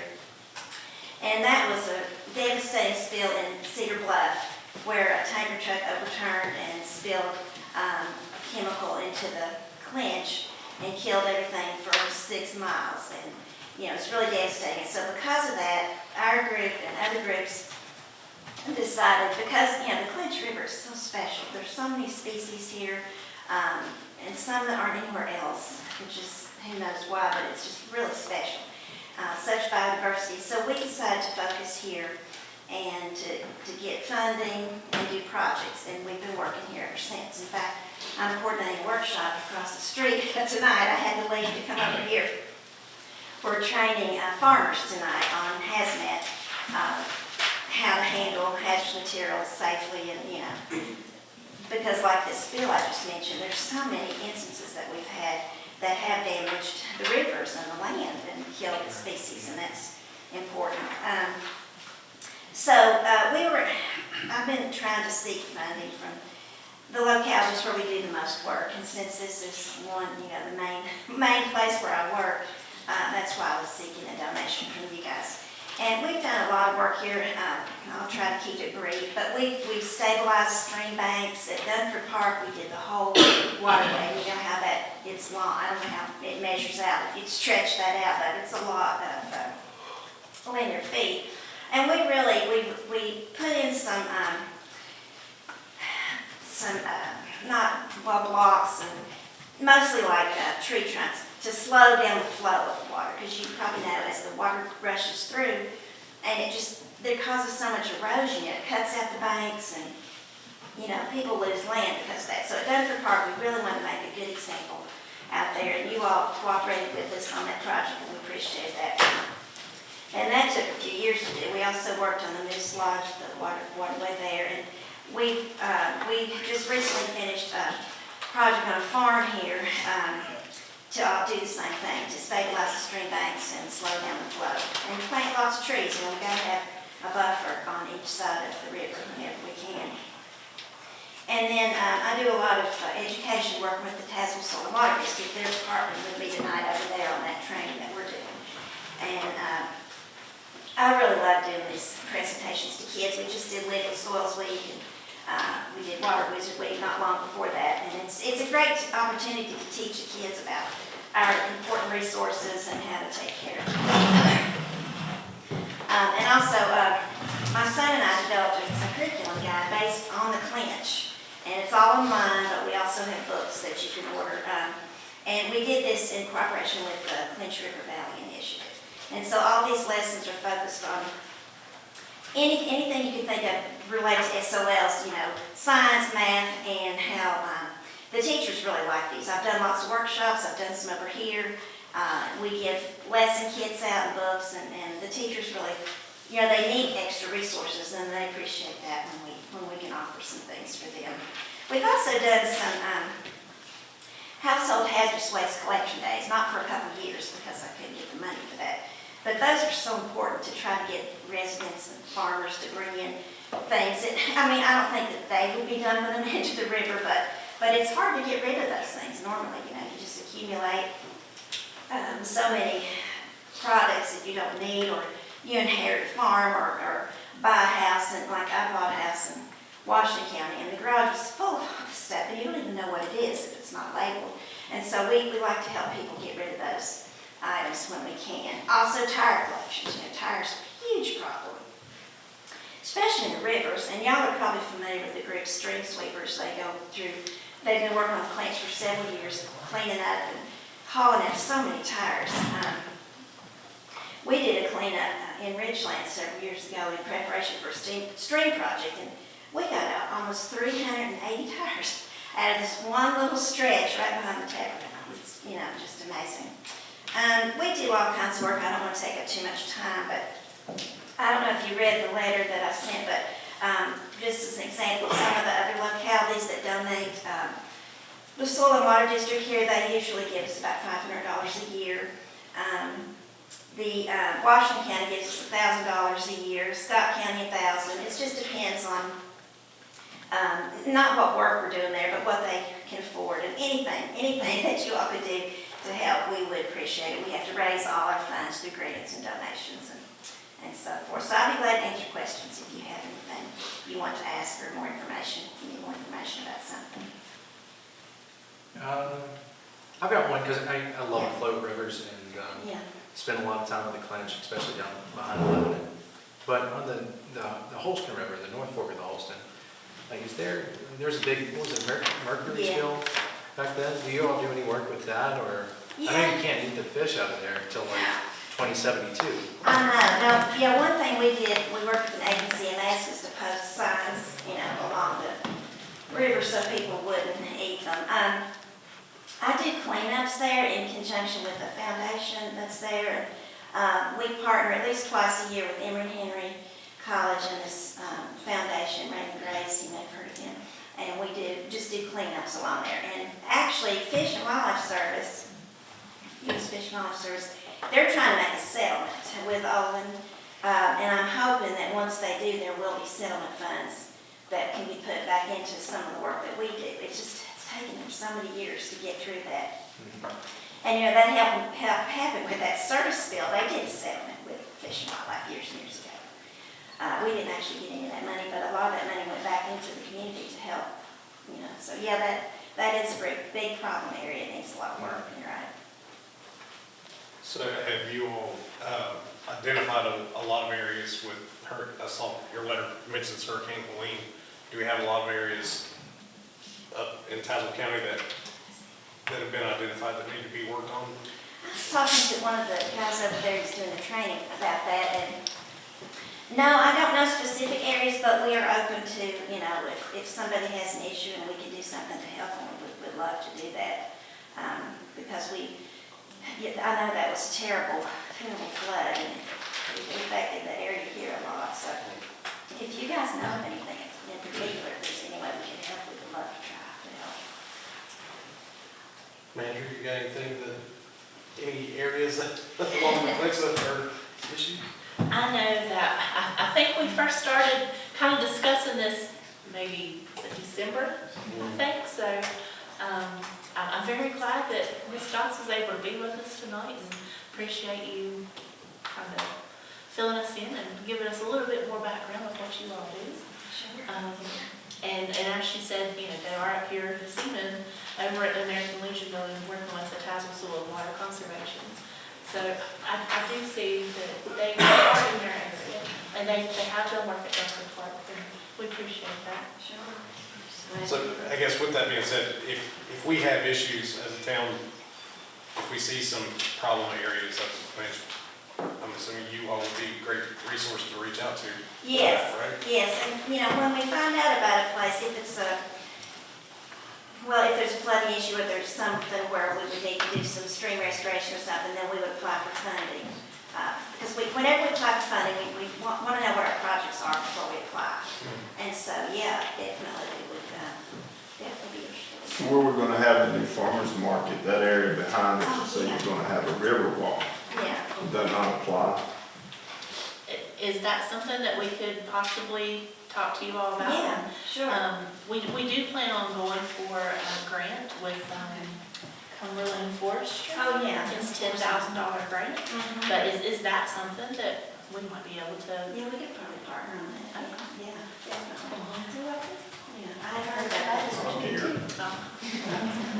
We're glad you're on the team, David. Yeah, that sounds like a good project. All right, anything else? I think I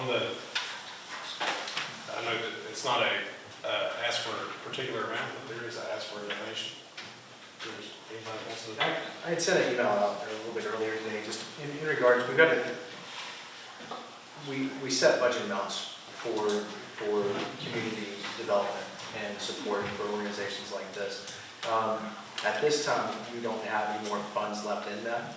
I do think that the future relationship and working with the farmer's market would be a good item to pair with. There may, I don't want to speak for council on this one, but I do think one of the ways that we could cover this is with budget select that remains over at the end of the year, then we could reconsider donations between now and June that we may not be able to support at this moment based on the budget allocations that we have. And actually, I meant to ask for money for your new fiscal year.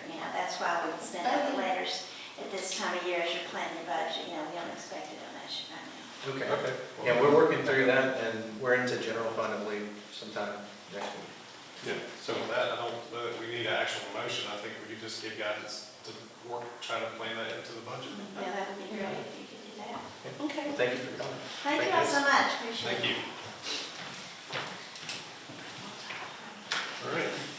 Next on the agenda, project graduation support request, Joe Oakley.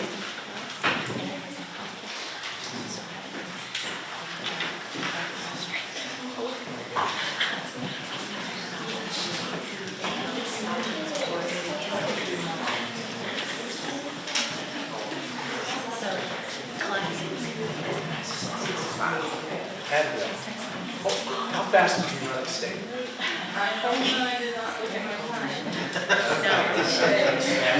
Fast as good. It's one of the, you don't have to be faster than the bear, you just have to be faster than everybody else.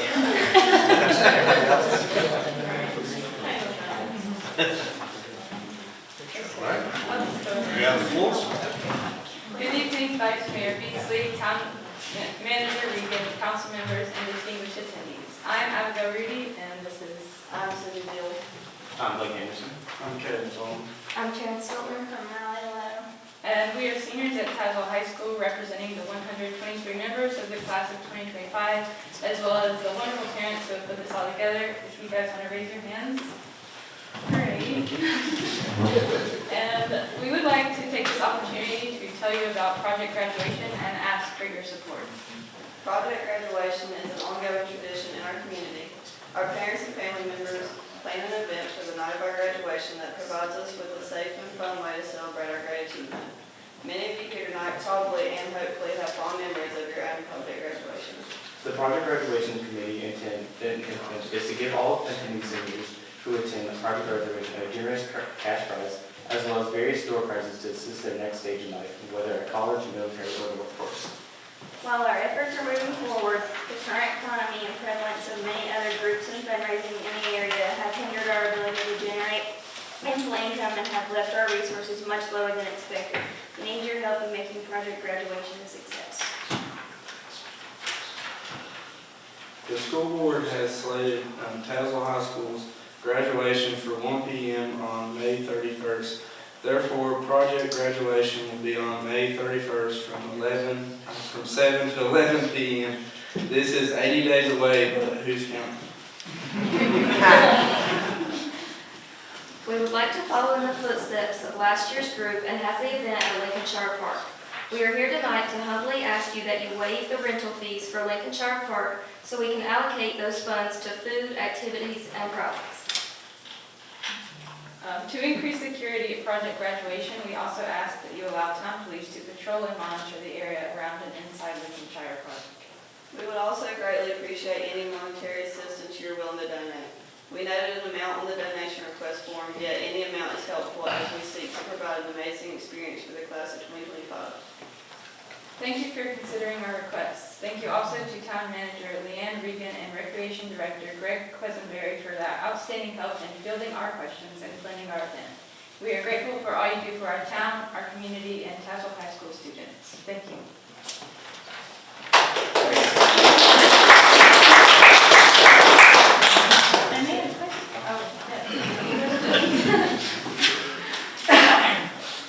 Does anyone have any questions? How many are graduating this year? 123. Hopefully.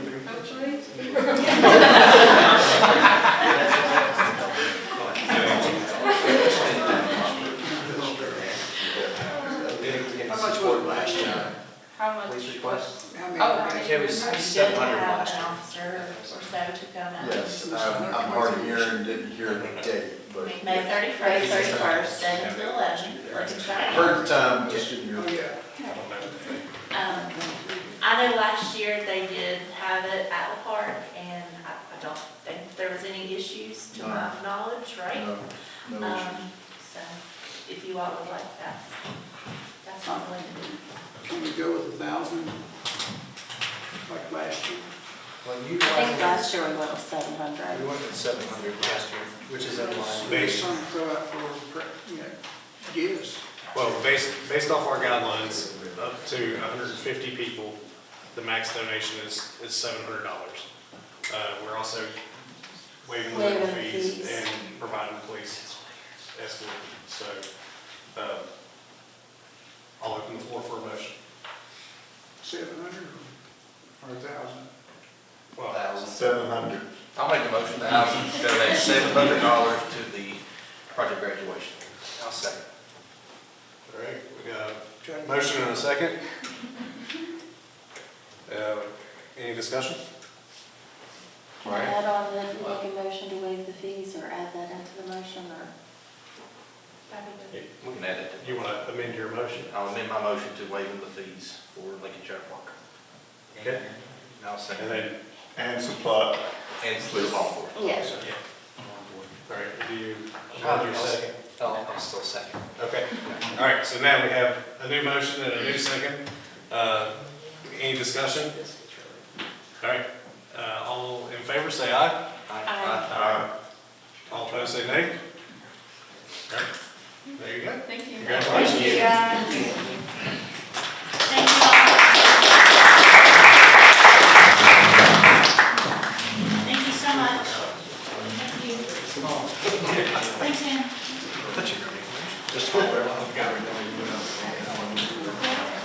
All right, next on the agenda, Friends of Southwest Virginia Partnership Program Support Request. Manager Regan.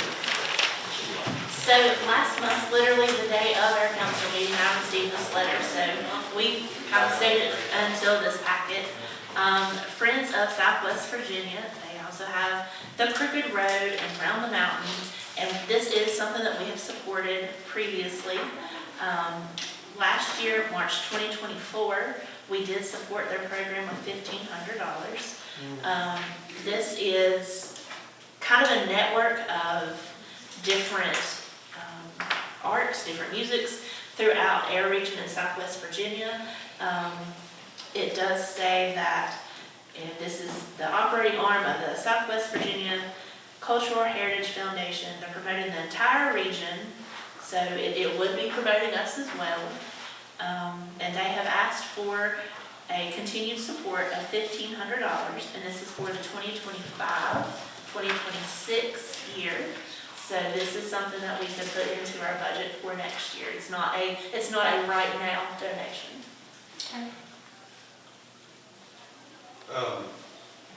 Do they help us like get bands, or what do we get other than marketing out of this?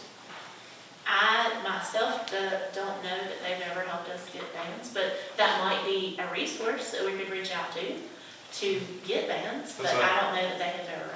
Or, I mean, just musical, for events that we have, I mean, we partner with, we sponsored the Crooked Road, which is a music trail, right? It's also the Artisan Network, and I don't know, The Artisan Network, I went to one of their events last year just to kind of get the name out there to see if maybe we could recruit vendors. I know that they're having they're having a reception April 3rd or 4th, I believe. But they do have a whole lot of artisans, like all of the artisans that are at the center down there. Used to be Heartwood, now it's yeah. So everybody that's down there pretty much is in the Artisan Guild that is a part of this. But they They hold classes, I mean, they do a whole lot of stuff. In Tazewell? No. I haven't seen it in Tazewell, but I know, I haven't seen them specifically in Tazewell that I can think of. But I know that I've seen, you know, the Friends of Southwest Virginia Yeah. all around, at least as Yes. a partner in a lot of things. Yeah, I definitely recognize the marketing of those, you know, those brands, but I just wonder if we could leverage it for a little bit more. I mean, if we aren't getting anything out of it. Yeah, and I mean, that's a great idea, you know, if we want to try to book some bands and try to get some people up here, you know, maybe to perform, that's. I mean, if we only had a stage somewhere over in North Tazewell where we could have them perform. And if there was a river walk in the back of that? So close. I mean, something to think about. For sure. Yeah. So, we have a vote on the agenda, but it's for next budget season, right? Yes. So I'll open the floor to any comments on that. I think it'll be handy for us to just reevaluate all the donations, line them up, stack them up, and build it in. We talked for a few times about the best way to skin that, because you're always getting donation requests, and we want to support everybody, but we know that we have operational limits, so looking forward to seeing that in that discussion. And, yeah, please reach out to them and see if they want to do something maybe for a grand opening. All right. Next on the agenda, Tazewell County Chamber of Commerce Oktoberfest event request and support request for annual dinner fundraiser. And mead, if you said you're great.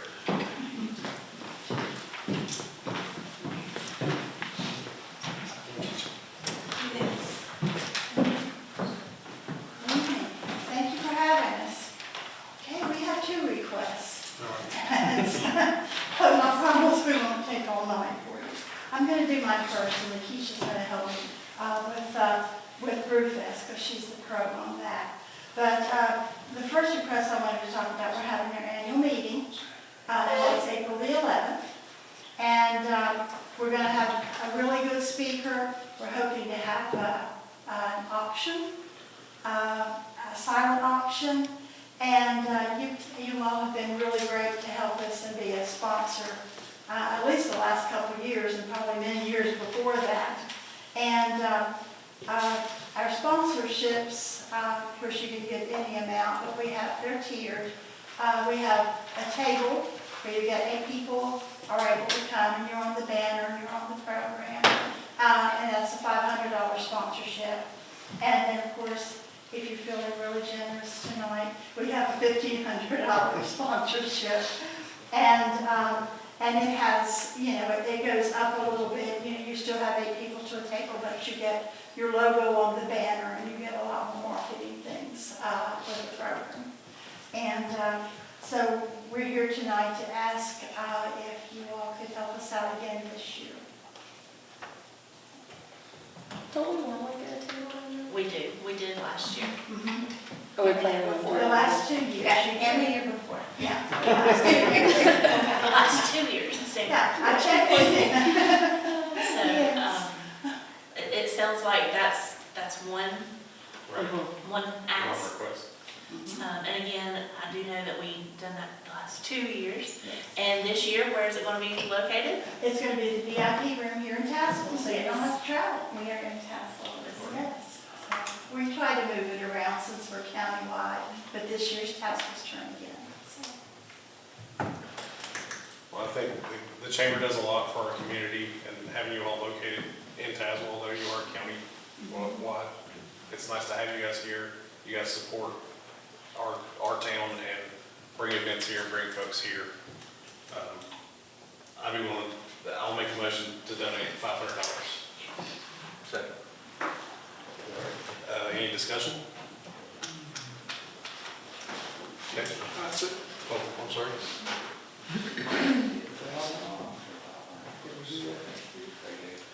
The 2 tiers are 500 or 1,500. And you can go, we have had people who've from the 20th. But they've got another question for us right after this, so. But, we good? All right, so, all in favor, say aye. Aye. Yeah, opposed, say nay. All right. Thank you. Thank you very much. So, Oktoberfest, I'm here on behalf of the Board of Directors and the Oktoberfest Committee. I know we submitted an event application to have Oktoberfest on Main Street, but meeting as a committee and getting approval from our board, we are going to be downsizing our event this year, and we are going to move it to Lower Main Street. In doing so, there will be no road closure, so that will cut down on costs for the town. We would ask for a couple of workers to help us partition off our alcohol section and for parking. Brewfest will be at Back of the Dragon. It is a chamber move. We decided that during Brewfest, their taps will be turned off. So the chamber will be serving the alcohol under our own ABC license. They will serve pizza, and we will have other breweries from around Southwest Virginia. We'll still have bands, we'll still have beer. It is private, so it's a private location. We would love for you all to patrol some, the roads and everything. But it cuts down on costs for the town, for the chamber. We will be discussing this move with all of our local businesses and trying to get them to be able to participate as usual.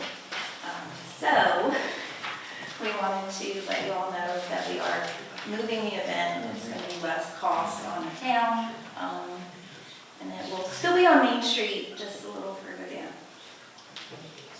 So will you have food vendors? We will have food vendors, yes. So they're not gonna sell any alcohol?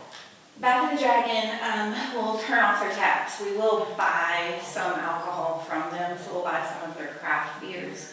What But about domestic? domestics we usually get from Virginia Eagle. That's usually like our distributor for domestics.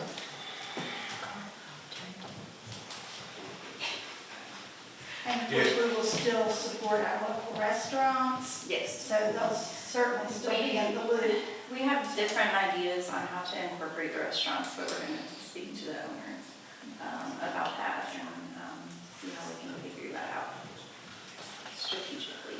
So I know the very case of Appalachia, we had a shuttle that would run from Back of the Dragon to Main Street if people wanted to come, because we had to move that because of weather.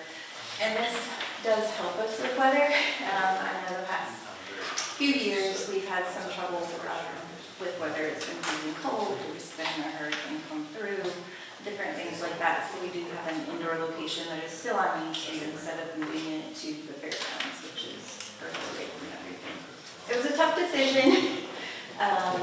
So yeah, it was a very tough decision. But it does cut down on a lot of costs.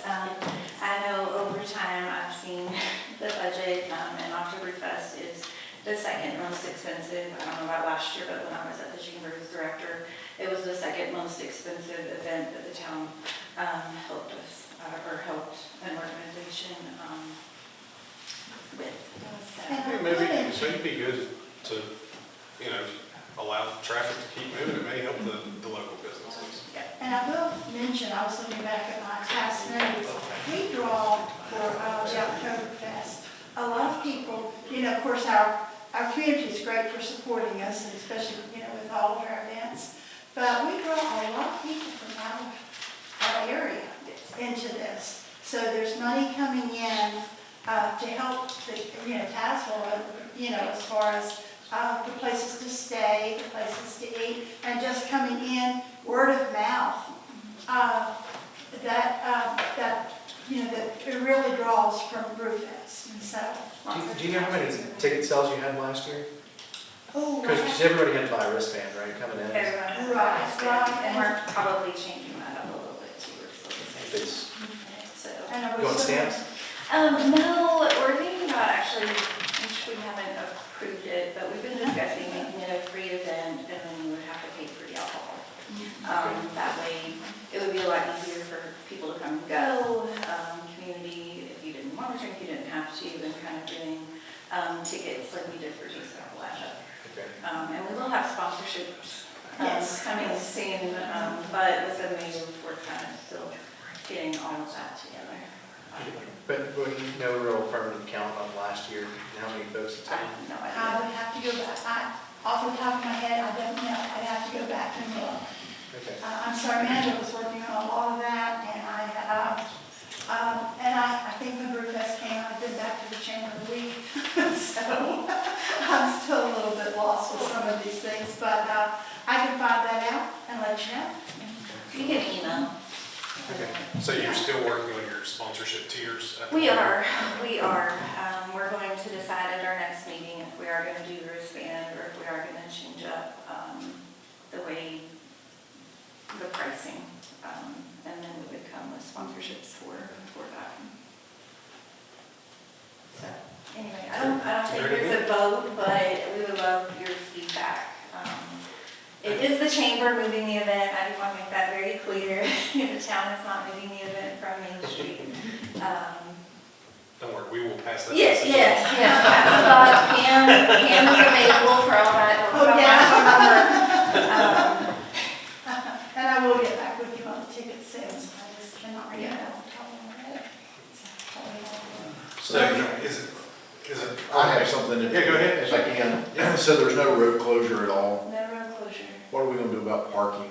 Because normally that is a very Yes, large event. yes. So parking, we were gonna ask Little League if we could use their parking area. We haven't Okay. done that yet. We just got our approval There you go. today for the move from the board, so. I know that during, back in the Dragons event, they're not allowed to park over at the Heritage property, normally. Yes, So so, I'm making an assumption that won't happen with this as well, but I don't know. not without permission. So parking will be a. We were gonna ask Little League if we can utilize parking over there, but we haven't done that yet. So that's our hope. Feedback, please? Brad said he has a yard if we need to charge. Oh, yeah, yeah. I'm charging. That's fine, that's fine. He's like, what is moving on down? Yeah. So I do want to speak on behalf of the council, if that's okay, and say, thank you all for doing these events, bringing people in, and thank you for being considerate of town time and staff, and very much appreciated. Hope your event's very successful. Well, we appreciate everything the town does for us too. So, Any other feedback? I am curious to how, which, we're down a couple of restaurants on Main right now, but there will be an impact to the amount of traffic on Main Street. And we definitely want to be very aware of reducing that traffic on Main Street and putting it down at a separate business down just off of Main Street. So I'll be curious to solicit feedback from the businesses on Main Yes. for this one. We're excited to see how we can collaborate this year with them. We have several ideas, grab and go from some of the restaurants, again, the shuttle. But we'll be having discussions with all of the owners to see how we can do that, maybe a lunch special, a breakfast special. I know last year it was hard for some of the restaurants. They didn't want us to shut the street during lunch, and it takes so long to prepare and get everything ready that we kind of have to do that. So, yeah, so we have some ideas. We'll be really creative, and we'll definitely be super transparent, and we will come back when we have more information. But we just want to be very considerate, let you all know that we have decided to move the location down to the lower end of Main Street. We appreciate the heads up, and I look forward to hearing more. Thank you. So, Councilmember Klein, I have an idea. Now, do I know if I can do this? Absolutely not. Okay. But it's an ask. I can contact our friends at VDOT and ask if we could have a traffic counter, maybe like for 2 weekends, the weekend before and the weekend of, count traffic. Oh, yeah, for that event. I don't know if they would do it, but if the answer's no, if we don't ask. Always. We just need to buy the equipment, right? It's just a couple of lines on the road. Yeah, sure. Yeah. So would that be something? That would be good for all of us. Yeah, okay. If you can. Thank you. Okay, I wonder how much does that kind of equipment cost? I don't know. What, if they give me too much? They got a corner on one. It's a count. What it is the Yeah, it's a count. With 2 rows, it's triggered by weight. Yeah. Here's the They do too. Here's the count, but. That's another story. Thank you all for your time. Thank you. All right, thank you. All right, next on the agenda is local business recognition. We do not have any scheduled. Next will be approval of minutes from the February 11th meeting. I entertain a motion to approve the minutes. I make a motion to approve the minutes. Got a motion? Do I have a second? You got a second? Any discussion? Appreciate that. All those in favor say aye. Aye. All those opposed say nay. Nay? Okay. Next is approval of the financial statements and financial report for February 2025. I'll entertain a motion to approve. I make a motion to approve. We got a motion, do I have a second? I'll second. All right, got a second, any discussion? All right, all those in favor say aye. Aye. All those opposed say nay. Okay. Next we have committee and conference updates. First is the planning commission committee update. Councilmember Davis.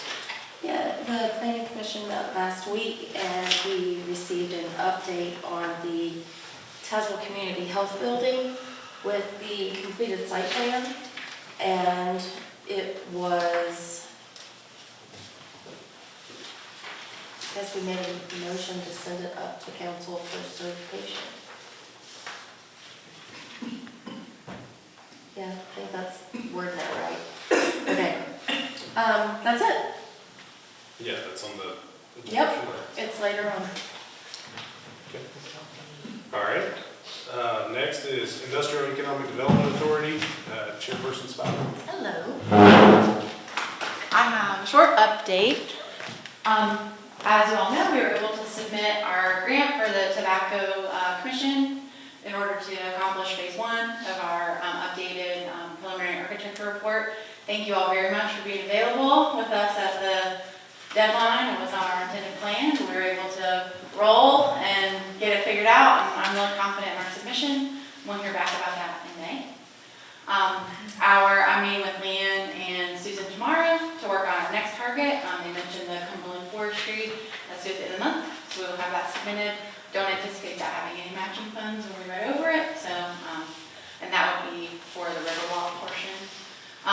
So in addition to our long-term project of the Farmers Market Pavilion and how we're dedicated to getting that built, I also tasked our board to think about what we would potentially like to see in the Riverside Drive property that you all, it's an agenda item for you all to set up a public hearing. So since we transferred part of the back of the Ramey lot to Public Works, we are acquiring that portion down Riverside Drive next to B&W.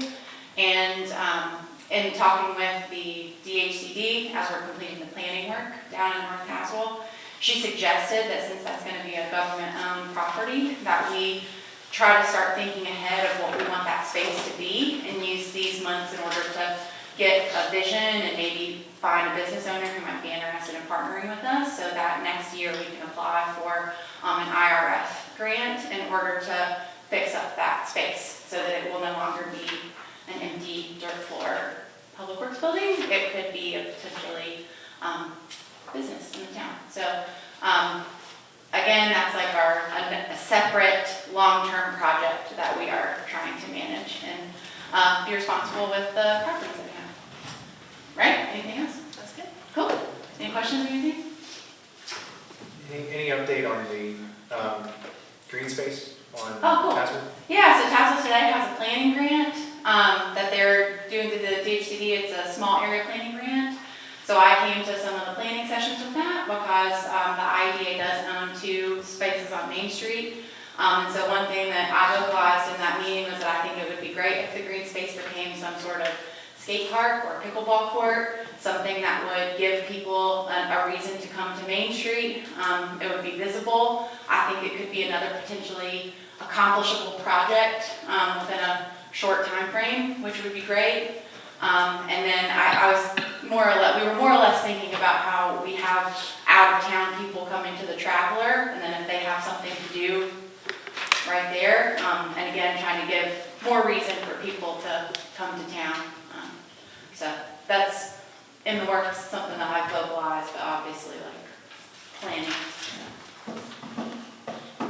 Thanks. Yeah. Thank you very much. Okay, next on the agenda is unfinished business. We have the second reading of shipping container ordinance amendment, definitions. Attorney Pike. I can't read, it's fairly short, or you can waive the second reading if you want to. Make a motion to waive the reading. Second. Second. All right, so I have a motion and a second. Any discussion? All right, all those in favor of skipping the second reading of the shipping container ordinance, say aye. Aye. All those opposed, say nay. Okay. Now then you can then vote on the ordinance itself.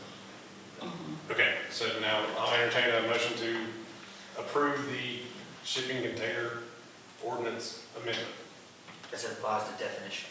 as it applies to definitions. I'll make that motion. I will second. And any discussion? All right, all those in favor of approving the shipping container ordinance amendment as it applies to definitions, say aye. Aye. All those opposed, say nay. Okay. Next item, we have ratify resolution of support for the Tobacco Region Revitalization Commission grant application for the Clinch River Pavilion Farmers Market. Ooh, that was about it. Manager Reed. So as you know, and as Kara kind of gave an update, we did get our grant submitted, thank goodness. So at the time, Town Council had email voted for the support. $296,500 is what we applied for the Tobacco Commission grant. And we were also going to be providing that same match with the consideration that 25% of that is in funds. So the way the email vote went was Emily had made the motion. So sorry. Councilmember Davis, Yeah. sorry. And Vice Mayor Beasley had made the second, and then the following had voted. So we just need to. I will make a motion. And I will second the motion. And do we have any discussion? All right. So all those in favor of ratifying the resolution to support the Tobacco Region Revitalization Commission grant application for the Clinch River Pavilion / Farmers Market. If you're in favor, say aye. Aye. Opposed, say nay. No. Okay. All right, move on to the next new business. We have the first reading of the shipping container ordinance amendment for M1 use. This will be quick. Ordinance amendment to existing ordinance, Chapter 23 zoning, Article 2, District Regulations, Division 10, Industrial, General, and 1. Be it ordained by the Council of Town of Tazewell, Virginia, pursuant to Charter, Section 3-8 and Town Code Section 23-6, that it hereby enacts the following amendment to Town Code Section 23-53 regarding the permitted uses in an industrial, general, and 1 zone. Section 23-53 use, the item 33, shipping containers. All other uses identified in the section shall remain unchanged. And the second reading will be at next month's meeting. The April 8th meeting, yes, that is correct. All right. Next agenda item is card processing fees. And says Treasurer Hayes, but I'm assuming that's gonna be Manager Regan that's gonna take this. Yeah, so our treasurer is sick with the flu, we believe. And you're going to find this out here in a minute. Our zoning, building, property maintenance is also sick with the flu, we believe. But credit card processing fees. So we had went over a presentation, and it's also in your packet today. We are currently projected to be spending about $45,000 on credit card processing fees for this budget year. In an effort to recoup some of that cost that the town is paying, we would like to consider having a credit card processing fee. And it was recommended that we would pass on a $3 fee or 2.97%, whichever is greater. Should you all choose to vote to enact this fee, we will have to have a public hearing. If you all should choose to do that, we can set it for next month. There's also some other public hearings, so if that is the route you all choose, we could set this public hearing for 7 o'clock if that's what you would like to do. And that would allow enough time that we could get it in the budget for FY26 to begin that process. Any discussion? I know we talked about it in the budget work session that, credit card fees are rising. This would not offset the entire cost of credit card processing fees. This is just something that we see, businesses doing all across, the nation. So it's something that we thought was fair to consider. And another thing that was brought up during this presentation is if they would not like to pay that fee, they do have the option to sign up for our ACH, where like your utility bill will be taken out automatically, and there's no charge to the customer, and it only costs us $15 a month to send the file, and we can have as many on that file as we would like. So that's another option if they don't want to pay that cost. That's absolutely fine, but we would strongly recommend. Would you like to sign up for ACH?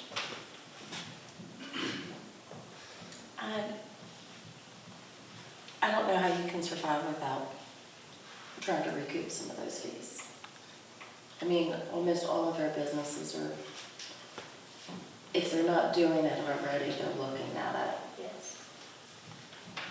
I think it's keeping up with the times. Yeah, the courthouse already does it. It's written into the Virginia code that the courthouse can do it, and they do it at 4%. So, I mean, I make a motion that we do it. I'll second. At 3%.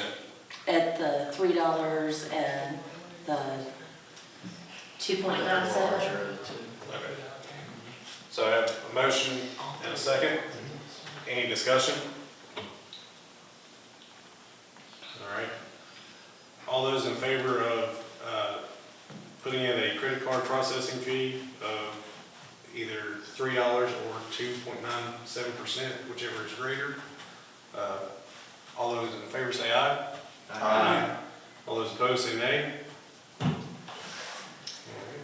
How's that? And we also need to set a public hearing. Is that, okay, that's part of this. And I'll make a motion to set a public hearing for 7 o'clock next council meeting. Which is the next council meeting? What's the date? Which is April the 8th, showing April the April 8th. the 8th. We also have a couple other public hearings that evening. Okay. If you all would like to set this one at 7. She and we'll said stagger. I said 7. She said so. I heard you. all right, I've got a motion. Got a second? Any discussion? All right, all those in favor of setting the public hearing for April the 8th at 7 p.m. say aye. Aye. All those opposed say nay. All right. Next is set public hearing for a charter amendment for town manager mileage extension for Tuesday, April 8th at 2025 at 7 p.m. Very fine. And that's actually the mileage extension for his or her residence, as it would be. It's not just a thing about mileage. The current code charter, requires that the manager, at the time that they actually take the job or soon thereafter, has a residence within town, as you all discussed. And of course, for Leanne, really not only for Leanne, but for a lot of our other positions that we have for, not so much for council, but for appointments, that residency, having living in town just creates some problems more and more just for available housing that we have limited in town. So what you all have asked me to do, and I'll be basically preparing a request to go to the General Assembly to amend our charter, section 3-91, which deals with the conditions for the appointment of town manager, and there will be a couple of things that will change. And Leanne didn't even mention this. All of these are very, in terms of being fairly old, going back to 1967. It all assumed, I guess, that in terms of the language for pronouns, since we're big on pronouns these days, had everything set out as he. So we would do as a he or she, will make that change. But also, what language I would recommend, and I can do this for the actual language for the charter, would be to remove the language which reads, at the time of his or her appointment, he need not be a resident of town or the Commonwealth, but during his or her tenure of office shall reside within the town. Change that to read, at the time of his or her appointment, he or she need not be a resident of town or the Commonwealth, but during his or her tenure of office, he or she is encouraged to reside within the town limits and may reside within a reasonable distance outside the town limits only with the majority approval of the appointing council. And that gives you then the flexibility. I know you all talked about mileage. You think about that, that can always change. You change the boundary limits of the town. That language gives you the flexibility really infinitely. In terms of one, it has to be reasonable, has to be approved by the appointing council. And then you don't run into the issue where you have a lot of, like the town services, or if you want to live up in upper levels of Bustle subdivision, you couldn't do that because it's outside the town limits. So this will address that. So you have to have a public hearing, have to make of course, with the recommended charter change, and then the minutes have to be submitted, certified copies to the General Assembly, have to make a request to both the member of the House, member of the Senate, and we'll do all that. This way we're getting a jump start on it before they go back into session for 2026. So just need a motion to have a public hearing to that effect on the language that I proposed for next month.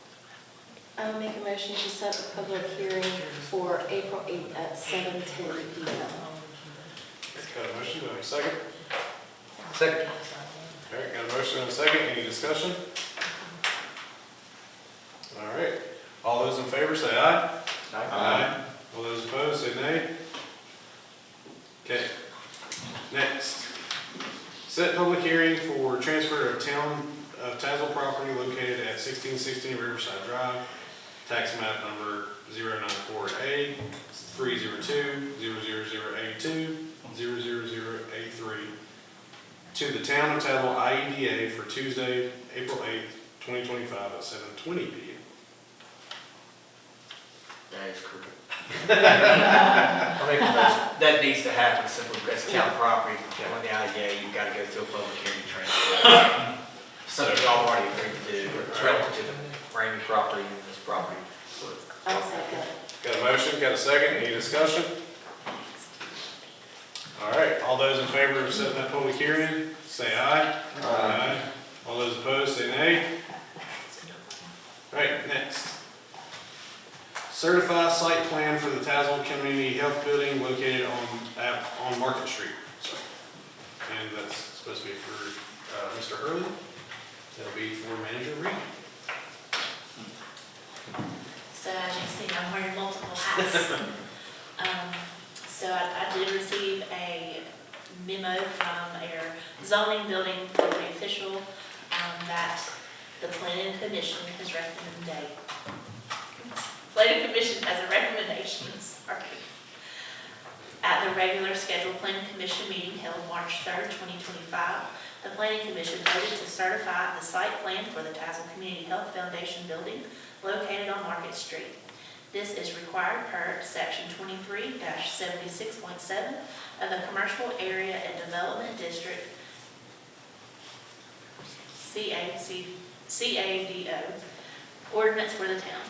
After certification by the planning commission and approval by the town council, the plan shall be placed on record with the town zoning administrator. So as Council Member Davis stated early, they have sent this up to you all for final approval, and I will try to take questions. I'm very not caught up on that topic, but I'll be glad to try. Did Chris give you any feedback regarding that? I mean, I'm sure he's looked at it thoroughly, just like he does everything else, and I know they went and met with some of the contractors that were out there. I think they did that a week ago on a Friday. Everything seems to be, going okay. No surprises that I'm aware of. You've seen the plan for the building in the past. The only thing, where the driveway is right now, it's going to be moved further out because where the driveway is right now, it actually crosses over food line property. okay. So it's going to be moved further out into the curve, kind of. But there's very good sight lines either way from that curve. That's good, yeah. Yeah. So they won't be going over the food line property. It also helps with sight distance. Yeah. Moves it into the actual, what do you call it, apex of the curve, so you can see right and left a lot better than you can if you were coming out of the CVS road. The contract, I don't know if it's been awarded yet, they did select a contract before, they took a good contract for J.A. Street, I believe. Yeah. And they expect to be, literally, if they break ground as planned, they will have the building completely under roof and finished exteriorly by winter of next year. They're hoping to actually have it finished under roof before Christmas this year. All goes as planned. I'll make a motion. Okay, you got a motion, do I have a second? I'll second it. Any discussion? Okay, all those in favor of certifying the site plan for the Tazewell Community Health Building located on Market Street, say aye. Aye. All those opposed, say nay. Okay. Next on the agenda is nominations for the IEDA vacancy. I would like to nominate Lucy D'Amato.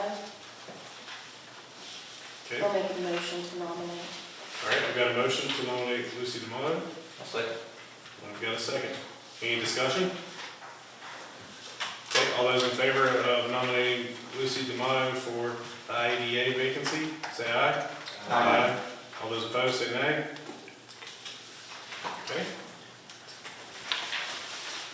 All right, next item on the agenda is cleanup month in May. May I have your read? So every year, the town designates May for cleanup month. We will supply 5 of the large orange trash bags to residents. Anyone that would come in to ask, and we would supply those. We do get a grant for this project that we do. And I would just like your blessing to move forward. So just to be clear, they can come in, get 5 orange trash bags, Free of charge. put them on the corner like they do the regular trash pickup. Yes, Okay. Is that per resident? yes. Per resident or per residence? I think she answered my question.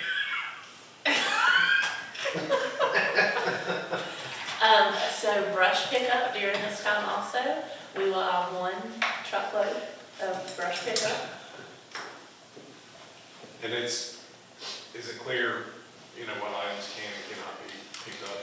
So if we are able to move forward, I'm going to have it in the newsletter that's getting ready to go out at the end of the month.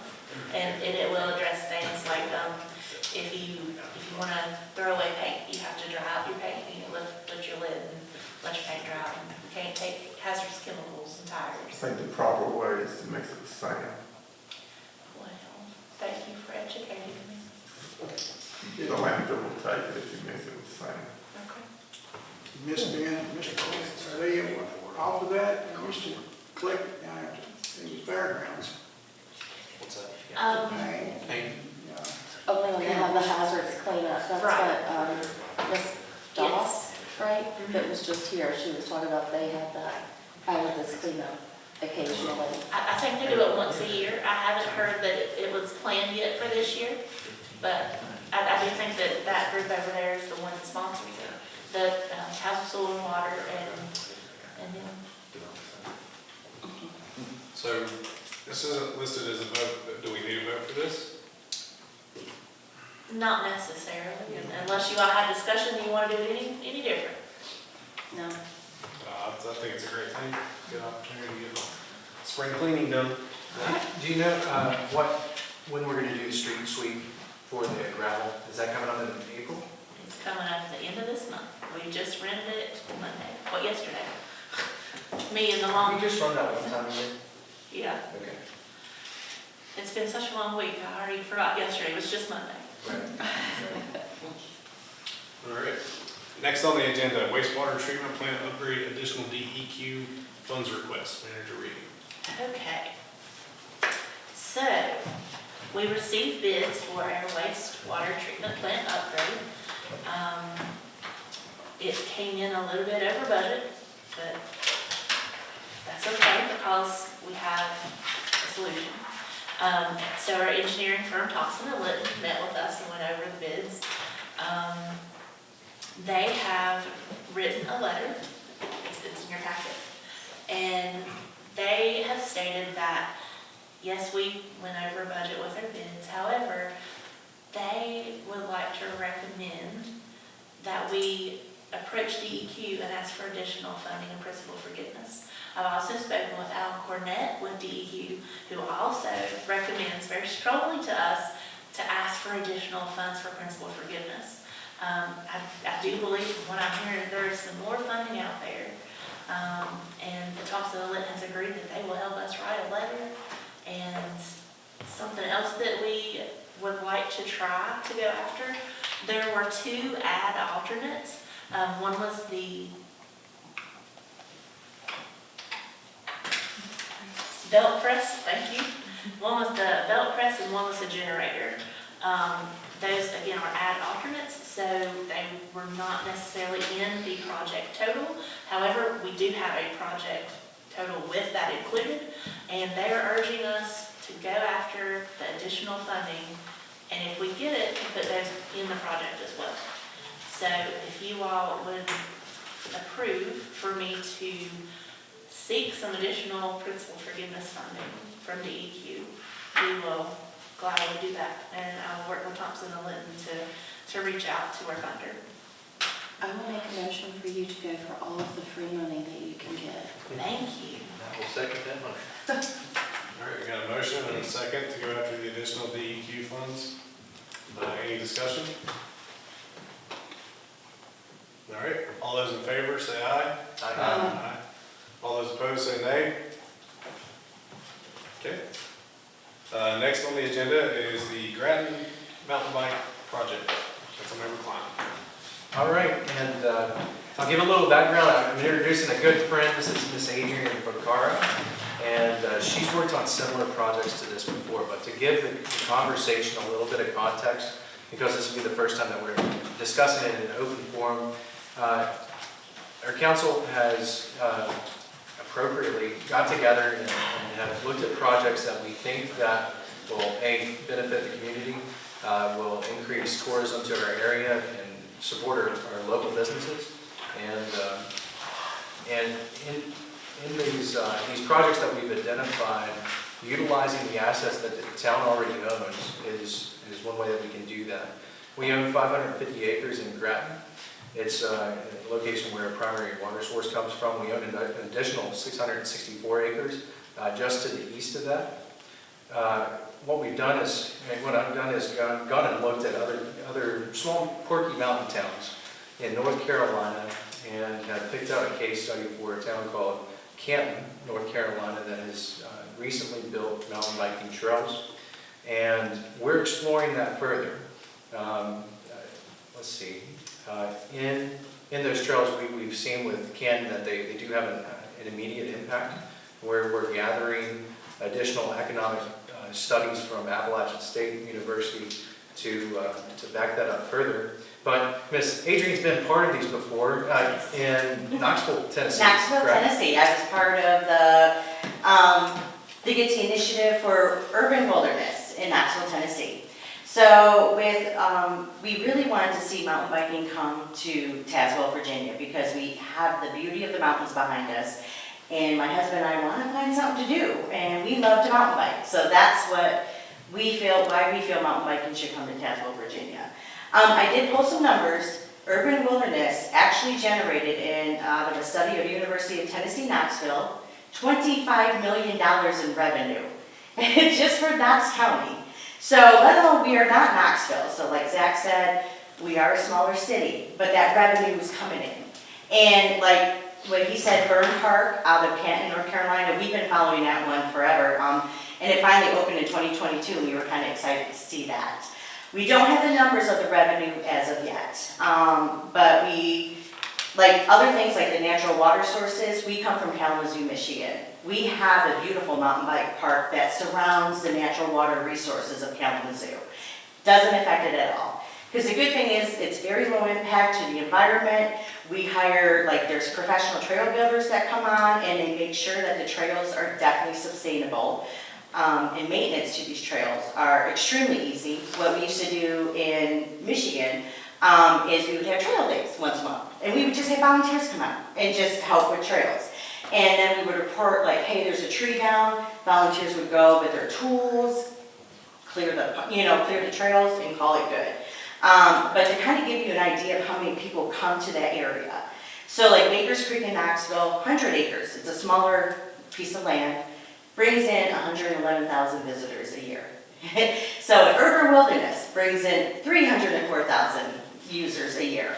And so the comparison between Burn Park and Canton, North Carolina, they have a population of 4,400. Tazewell has a population of 4,300. This is why I feel it could be definitely sustainable to bring mountain biking to Tazewell, Virginia. So, and I have other parks I could use examples, but I didn't want to take up too much of your time. I can tell you every park we rode and all the excitement. And the great thing that I saw happen in Knoxville, when Urban Wilderness took over and we helped get the grants and everything to get that started, there was local breweries going up. There was food trucks coming in. There was local little restaurants coming in, and they were along the trails. So people would just ride their bikes to them, and it just brought the community together. So I would love to see that for Tazewell, because this is a beautiful area. It definitely can support a mountain biking community, and I would love to see that. So one of the things that we were talking about when exploring this concept was the ability to have multi-use out of it. Oh, yeah. The great thing is, mountain biking is a year-round sport too, contrary to what people believe. But I was out there in the snow, riding. So the different phases, if the mountain park thing came, a thing, the different phases is you can bring cross-country skiing to the park. So, and then eventually maybe horseback riding or something like that. But these trails could be used for other things besides just mountain biking. But yeah, cross-country skiing, that's a big thing, where I come from. But I would just love to see the trails just being utilized all the time, so. Can I pick on you for one other thing? Oh, you sure can. So with Dave rode competitively, right? Oh, yeah, my husband was a competitive rider. Could you tell us a little bit about just how many people go to those events and what's it look like? How do they get sponsors? Yeah, well, Subaru was a sponsor of one of the big races that we participated in. It was called Iceman. Iceman Cometh actually started as a group ride between riders. And then it became a lottery because they got so many riders they couldn't even, so it was limited to 2,000 riders a year. And we even got sponsors like Track Bicycles. Gary Fisher, who I'm a huge fan of, which I don't know if you guys are familiar, he's a professional mountain biker who also designs bikes for truck. He rode the ride, and so riding competitively, it brings the families out because there's different age groups. It start from 5 years old all the way up to 80 years old, and they were all riding and having a great time. And with these events, there's food, there's activities. It's a very family-friendly thing. And my husband used to ride competitively, and even though I didn't know how to ride at that time, I would go to these events with my children, and we would have a great time. We look forward to his bike races. So I would just love to see that too. It really does bring the community together. So, and a good thing is the sponsorships came very easily after a while. There was barely anything we had to put into sponsors, because when they started to hear about these races, they were coming to town. The local breweries were sponsoring, Subaru sponsoring, so I could not believe how much we could bring in sponsors for that. Yeah, one thing we've mentioned earlier today in the budget work session is, we are known as a working mountain town, but we really don't get to utilize our mountains other than the view more than anything. And it would be great to be able to utilize some of these mountain spaces. Well, yeah, I mean, I found it surprising, it's like, how do we live in mountains with no mountain biking? You know, so that was always my complaint, because when we moved to Knoxville, there was nothing. Right. So we helped get that started, because I'm like, it doesn't make sense, because the Knoxville area is beautiful too, with the Smoky Mountains, and that's all gonna tie into here. And like that Burn Park in North Carolina is only a couple hours from here, so, I mean, Is there a mountain biking, like a pro mountain biking circuit that's around here? Like, my husband rides dirt bikes. Yeah. So motorized. So, and I know that there's like, there are Virginia series and North Carolina series, all of that. I didn't know if there was a. not as, we haven't found anything here, but that's what we would love to see for this area. Right. So, I mean, we definitely have friends in all different states, and that's the thing, it's like, hey, we got a park here, you know, they would come and ride it without a problem, so, yeah. Okay. I appreciate you coming. All right, well, I was happy to be here. Excellent. All right, thank you so much. Well, here's a concept, and here's what I want to do. So tomorrow, my intent is to go to the county. We know that the county is looking to push us, and it hasn't occurred yet, so let's be clear about that. But they're looking to push us some money. I'm saying that way we don't have to sell it out. But the county's looking to support us in this venture. We know that we're going to need engineering drawings. We know that it's going to take cost to create. We also, in speaking with the recreation director of Canton, know that there's going to be upkeep costs associated with this. But what I would like to do is utilize funds that are from the American Rescue Funds, and they're currently in an LGIP designated for a sports complex. What I would like to do, we know that Canton's project costs the town $250,000 to build. At this time, what I would like to do is earmark $350,000, set aside in an LGIP. That doesn't mean that that money's being spent, but what we'll be able to do is go to the county, demonstrate that the town is serious about this venture, and then I'll just continue to work with the town manager to build these relationships. The director for Canton can line us up with elevated trail designs. That's the one who built Burn Park. So we can build these relations. They're not too far away, only being about 2.5, 3 hours down the road, and just to explore it further. So tomorrow my intent is to go to the county and see what their IDA thinks about this project, and see if we can build a coalition to work on this together to, hopefully in the future share the load on the upkeep, because this isn't in town limits. This is town-owned property that's outside of town limits. But it's an area where we can collaborate with the county on. So I'll make a motion that we set aside $350,000 to be set to an LGIP designated specifically for mountain biking on town property in Grattan. Second. Okay. And we This, the earmark, so basically before any of those funds get spent, we would need to have the plan and vote on it again with the whole plan. Absolutely. We had discussed earlier, like, are you going to go after grant funding? It's like, Oh, yeah. absolutely, we should. We should try to stretch these town dollars as far as we can. And I think we also need to be cognizant of the amount of time for that and how long you want to spend on that. Where we're at the initiation stage of it, I think that we set it aside, and then we work on this together, talk about it as those decisions come. And so it's set aside. It's not like it's being spent tomorrow. Right. But it's a deliberate step forward to demonstrate that we're serious about the project. Well, I just wanted to. Just like it's already set aside for a sports complex. Correct. So, Okay. I just want to make sure that this is not the, okay, go ahead and Sports spend complex it. didn't happen, so. Right, oh, I know that. Well, and this is what Hank has brought up, it's very achievable. We were aiming at achievable targets, and this is one that we could self-fund. We own the property, but we definitely want to go after grant money so we can stretch our dollars. Okay. all right. Any other discussion? What's the distance from the water, drinking water, where you were talking about the trail?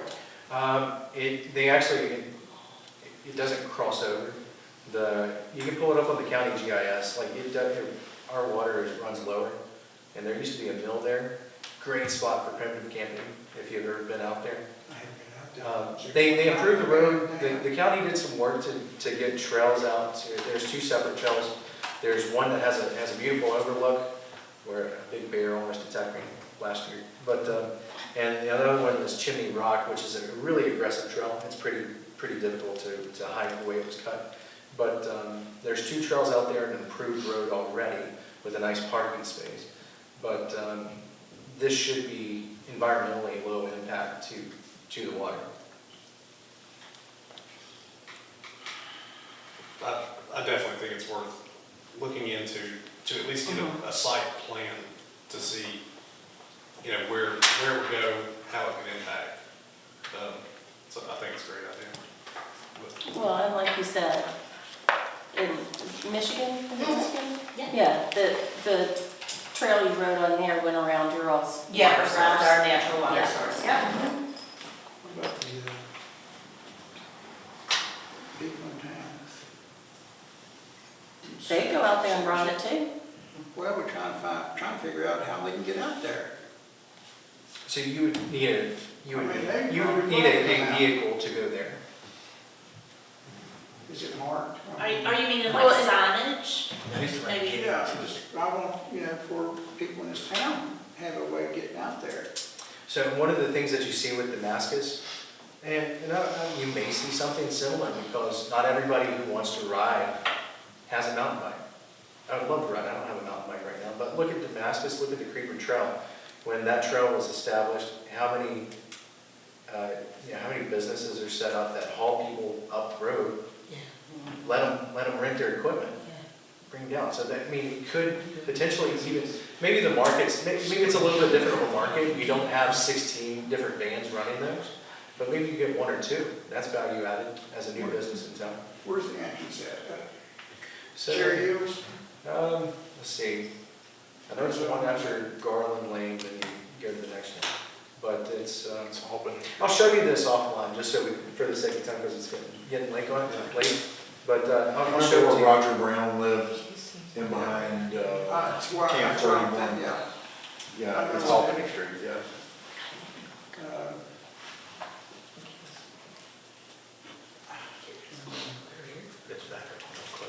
Well, here's the good thing. It's early. We're building it out. We're looking to collaborate with the partner. And we've got good connections. So exploring it's not going to cost us anything but my time. All right, so we've got a motion and a second. Any other discussion? Okay, all those in favor say aye. Aye. All those opposed say nay. All right. Thank you much. And thank you for coming out. Thank you very much. Next on the agenda is miscellaneous. I don't think we have anything. And then we have miscellaneous public comment. Do we have anybody signed in? No, sir. All right.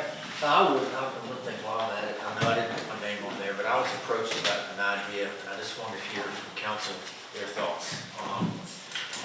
I was looking at a number, and it was 351, and you all probably don't know what that number probably would mean off the top of your head, but it's tied into the number of people that have made the Hall of Fame for baseball. Really just wide. Of course, this became one of those 351 people out of 21,000 professional baseball players in the history of baseball. Pretty big deal. And I hadn't heard anything. I'm sure people have talked about what is the town been doing, is the high school been doing anything in honor of that achievement. He's the only player from Virginia, baseball player, to ever be elected into the Hall. It's 1.7% of all professional baseball players who made it, and somebody from our town made it. Can you set up something, bring them up? Well, what I want to know is you all heard anything is the way that could be honored. And I think it personally, and from 2 people, I was approached by 2 members of the class of 57 about this, that it needs to be recognized. This is a once in a lifetime achievement for this town. That's a big deal. And then from the marketing side of it, in terms of what we could do to put Tazewell on the map just a little bit more, to recognize one of its fellow, fellow Get sons, a hold favorite of sons. them and bring him up next month. Well, I'm not talking about just recognizing him, saying, go and pat him on the back.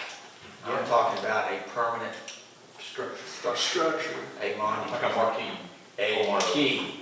You took what I was gonna say. A statue, a bust that you put on Main Street. And I thought, well, why not the high school, why not the baseball field? I mean, They got one. where's a place that's gonna get a lot of traffic, a lot of visibility that people are gonna, that's gonna bring people in just to see it? Because there are a lot of folks out there that love baseball. I was just in Florida this past weekend for people that traveled all the way from Toronto, Canada to come watch their favorite team play, of which Billy's son now plays for. So it was pretty neat, and I was just throwing this out there to you as a council. He gets inducted on July 27th. And this is the time to strike the iron while it's hot. If you're gonna look about seeing about doing something, what that would be, what type of recognition. But I think it needs to be something, me personally, it would be something that I would get behind personally, something that's worthy of that's going to be done. Can you get prices on the statue? There's things, that's the I possibility. mean, I'm just asking. Yeah, I'm sure we can get a prize. I'm sure somebody will give us a prize. Maybe you can have it in conjunction with the Oktoberfest, because you'll have a lot of people in town. Perfect.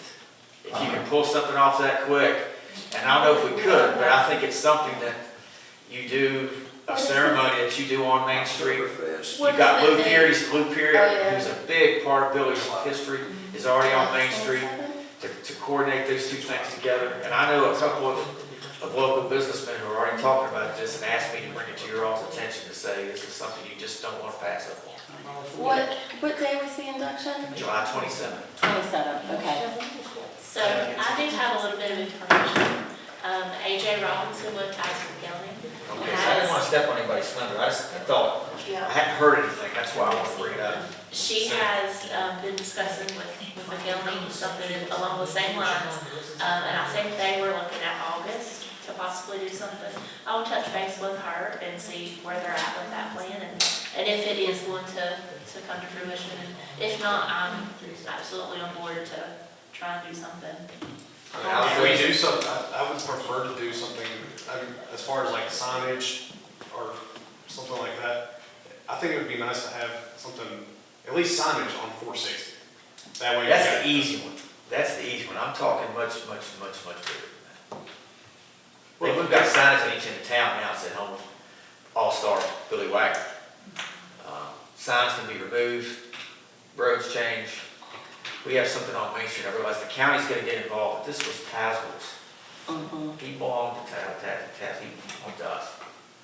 And I think that's where you take advantage of that and really push that. Just my thoughts. I think it's a great thought. I do. Thank you, Ben.